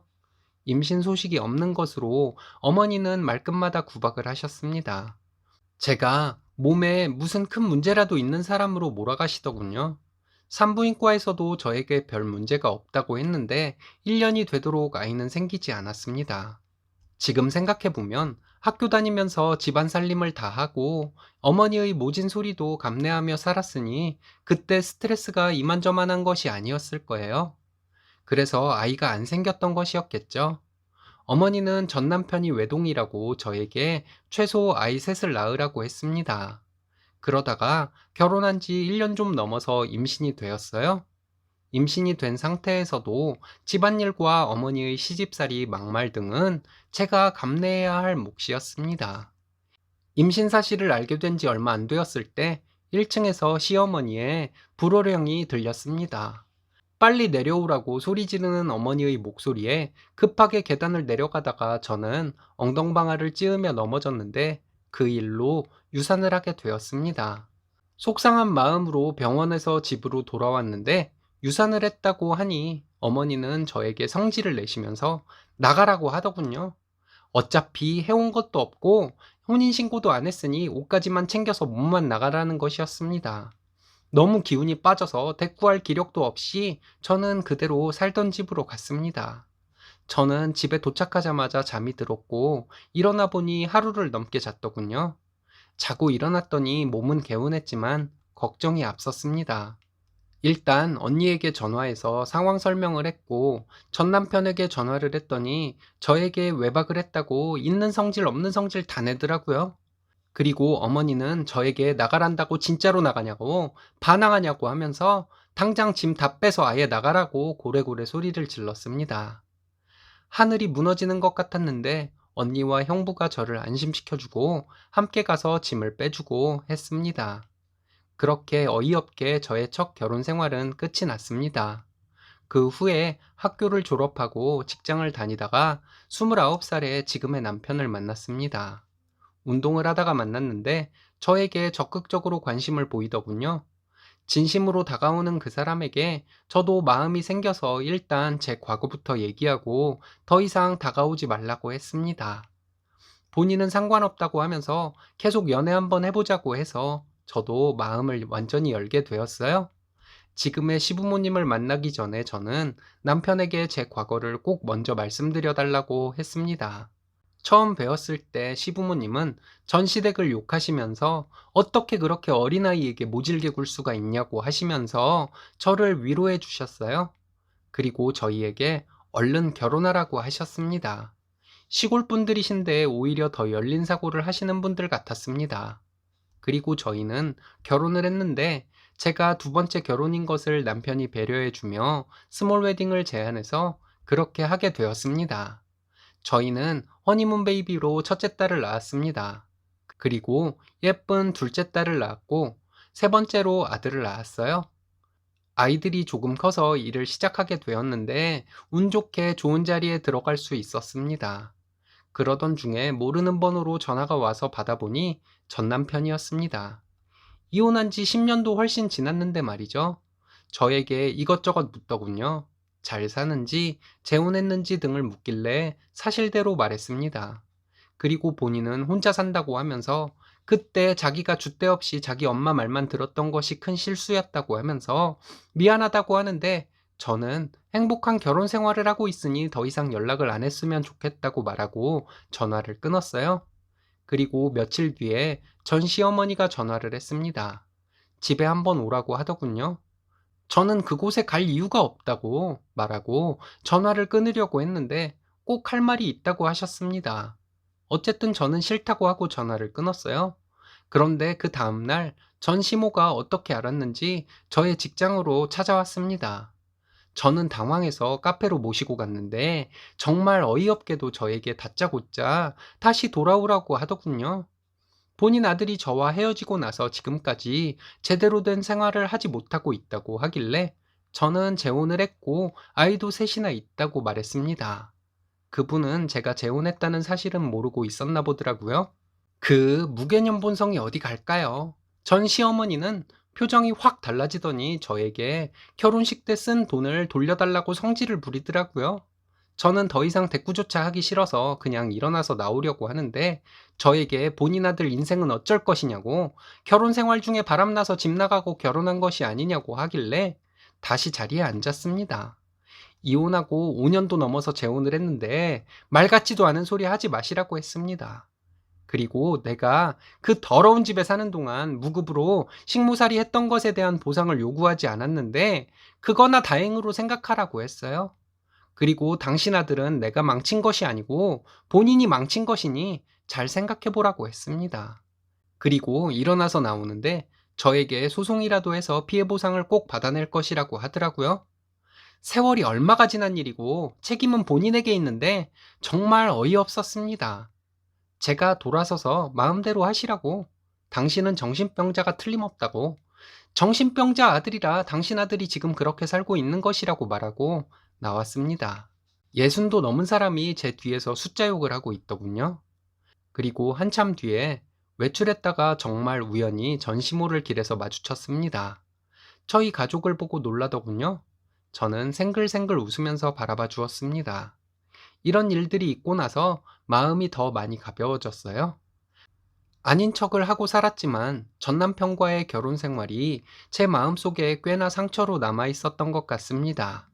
이젠 통쾌하기까지 합니다. 시부모님은 근래 들어 웃음이 많아진 저에게 웃는 모습이 참 예쁘다고 말해주시네요. 내 부모님이 좋다고 하시니 더 웃어야겠죠. 긴 글 읽어주셔서 감사합니다. 사연은 시어머니의 자격지심에서 나오는 갑질을 당하다가 남편도 아내의 편으로 마음이 돌아서고 시어머니에게 시원하게 할 말 다 하고 연을 끊었다는 분의 사연인데요. 함께 보시겠습니다. 안녕하세요. 결혼한 지 3년 되었습니다. 결혼할 때 시댁에서 지원 전혀 못 받고 결혼했습니다. 친정은 경제력이 좋은 편인데 제가 결혼할 당시 자금이 묶여 있는 상황이라 지원을 얼마 못 해주셨어요. 신랑은 장남입니다. 장남은 머슴이고 맏며느리는 여종인지 정말 시댁 생각만 하면 징글징글합니다. 시어머니는 저를 무급으로 쓰는 종쯤으로 생각하시는 분이세요. 안부 전화를 안 한다고 전화로 뭐라고 하셨는데 정작 통화 내용의 대부분이 안부 전화 안 한다고 뭐라고 하는 내용이었습니다. 막상 시어머니와 통화를 끝내고 나면 저를 구박하는 것 말고는 어떤 용건이 있어 통화를 한 것이 아니었다는 것을 알게 되었습니다. 시아버지는 친정에까지 전화를 해서 제가 시부모님에게 전화를 하지 않는다고 말씀하시곤 했어요. 저희 부모님은 시부모님의 행동에 내심 화가 나셨지만 씁쓸한 표정으로 저에게 전화 자주 드리라고만 말씀하셨습니다. 명절이나 시댁 행사에 막상 가보면 저는 그렇게 존재감이 있는 사람도 아니었어요. 신우와 시동생, 시부모님 이렇게 네 분이 하하호호하며 대화를 하고 그 대화에 저를 끼워주려 하지 않았습니다. 엄밀하게 말하면 제가 그들만의 대화에 끼려고 하면 은근슬쩍 말수를 줄이고 저를 밀어내려고 했었죠. 신랑은 원래 말수가 적은 편이라서 별 감흥이 없는 듯 했는데 저는 그렇지 않았어요.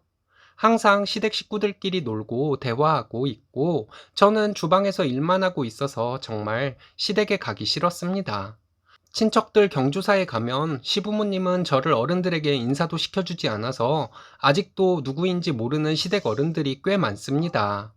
며느리는 저 하나밖에 없어서 아직은 정확히 모르지만 시댁에서 저는 그냥 일만 하는 사람이라고 생각하는 것 같기도 했어요. 나중에 동서가 생기면 어떻게 하시는지 지켜봐야 하겠네요. 신랑은 친정에 잘하는 사람입니다. 그래서 지금까지 참아왔던 것 같아요. 그런데 친정에서도 남편에게 잘해줘요. 항상 반겨주고 남편이 용돈이라도 드리면 저희 부모님은 호들갑스럽게 기분 좋아하시는 제스처를 취해 주십니다. 저희 부모님은 항상 남편을 칭찬해 주고요. 근데 제가 시댁을 안 좋게 말하거나 시댁 행사에 가기 싫어하면 신랑은 화를 냈습니다. 자기는 처가에 그렇게 잘하려고 하는데 저는 그렇지 않다는 것이 불만인 거죠. 그때마다 싸웠어요. 우리 둘 다 서로의 집에 잘하는 것은 맞는데 당신은 우리 부모님이 환영해주고 나는 시댁에서 환영받지 못한다고 말을 해도 신랑은 양가에 각자 공평하게 해야 한다는 답답한 주장만 했습니다. 이런 식으로 서로의 입장을 얘기하다가 다투게 되었던 것이에요. 말다툼에서 결국 이기는 것은 저였어요. 당신은 우리 집에서 대접받으니 더 잘하고 싶은 것이 당연한 것이고, 나는 시댁에서 무급으로 일하는 시종 취급을 받으니 잘하려는 마음이 사라지는 것은 당연하다는 제 주장에 신랑은 반박하기 힘들어 했거든요. 얼마 전에 친정에서 집값을 보태주신다고 하셨습니다. 드디어 묶여있던 자금이 풀렸다고 하셨어요. 3억을 보태줄 것이니 알아서 집을 구하라고 하셨습니다. 집을 알아보러 다니는 중에 저희 신랑이 앞으로 처가에 더 잘할 것이라고 말하더니 저희 부모님께 이 은혜를 평생 어떻게 갚아야 할지 모르겠다고 하더군요. 그래서 제가 지금도 충분히 잘하고 있다 말하고 더 이상 잘할 필요는 없을 것 같다고 했습니다. 대신에 내가 시댁과 좀 멀어지면 안 되겠냐고 했더니 신랑은 상종 안 해도 아무 말 안 하겠다고 하더군요. 이런 자본주의의 노예 같으니라고. 제가 신랑에게 명절을 제외하고는 시댁에 안 가도 되겠냐고 했더니 그러라고 하더군요. 제사고 어버이날이고 안 가도 괜찮겠냐고 했더니 마음대로 하라고 하면서 자기 혼자 가도 된다고 했습니다. 그럼 시동생과 시누이가 가만히 있겠냐고 했더니 지들이 가만히 안 있으면 어쩔 것이냐고 하면서 일할 것이 있으면 걔네들이랑 자기가 하면 된다고 말하더라고요. 그럼 명절에 우리 집에 가자고 슬쩍 신랑을 떠봤어요. 신랑은 흔쾌히 오케이 하더군요. 그리고 덧붙여 말하기를 명절 전주에 시댁에 얼굴 비치고 명절에는 처가에 가면 된다고 하는 것이었습니다. 그래도 저는 명절 한 번은 시댁에 갈 생각이었어요. 그리고 어쩔 수 없는 경우만 빼고는 제사나 생신 때 시댁에 갈 생각이었고요. 그리고 지난 설에 전주에 시댁에 갔습니다. 시어머니는 명절 연휴에 무슨 일 있냐고 하시길래 친정에 가려고 한다고 말씀드렸거든요. 시어머니 놀라서 뒷목 잡고 쓰러질 뻔 하셨습니다. 시댁에서도 저희 집에서 집값 보태줘서 이사할 예정이라는 것은 알고 계셨어요. 시어머니는 너네 집에서 집값 준다고 해서 이러는 것이냐고 하셨습니다. 저는 모르겠다고 말씀드렸어요. 신랑이 그렇게 한다고 해서 따를 뿐이라고 했습니다. 시어머니는 집 가지고 네가 남편 꼬드긴 것이지 모르긴 뭘 모르냐고 하더군요. 시동생과 시누이도 옆에 있었는데 저를 보는 시선이 참 따갑게 느껴졌습니다. 그래서 제가 그동안 느껴왔던 제 마음을 시어머니에게 전부 말했습니다. 결혼할 때부터 어머니는 매일 전화해라, 일주일에 한 번 와라, 가풍 익혀라 하시면서 요즘에는 있지도 않은 시집살이를 시키셨는데 그게 다 우리 집이 경제력이 시댁보다 높아서 그런 것 아니었냐고 물어봤어요.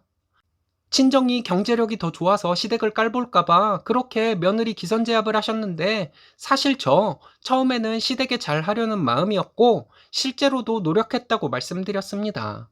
그런데 해도 좋은 소리는 못 듣고 구박만 받아서 이제는 그만두려 한다고 말했어요.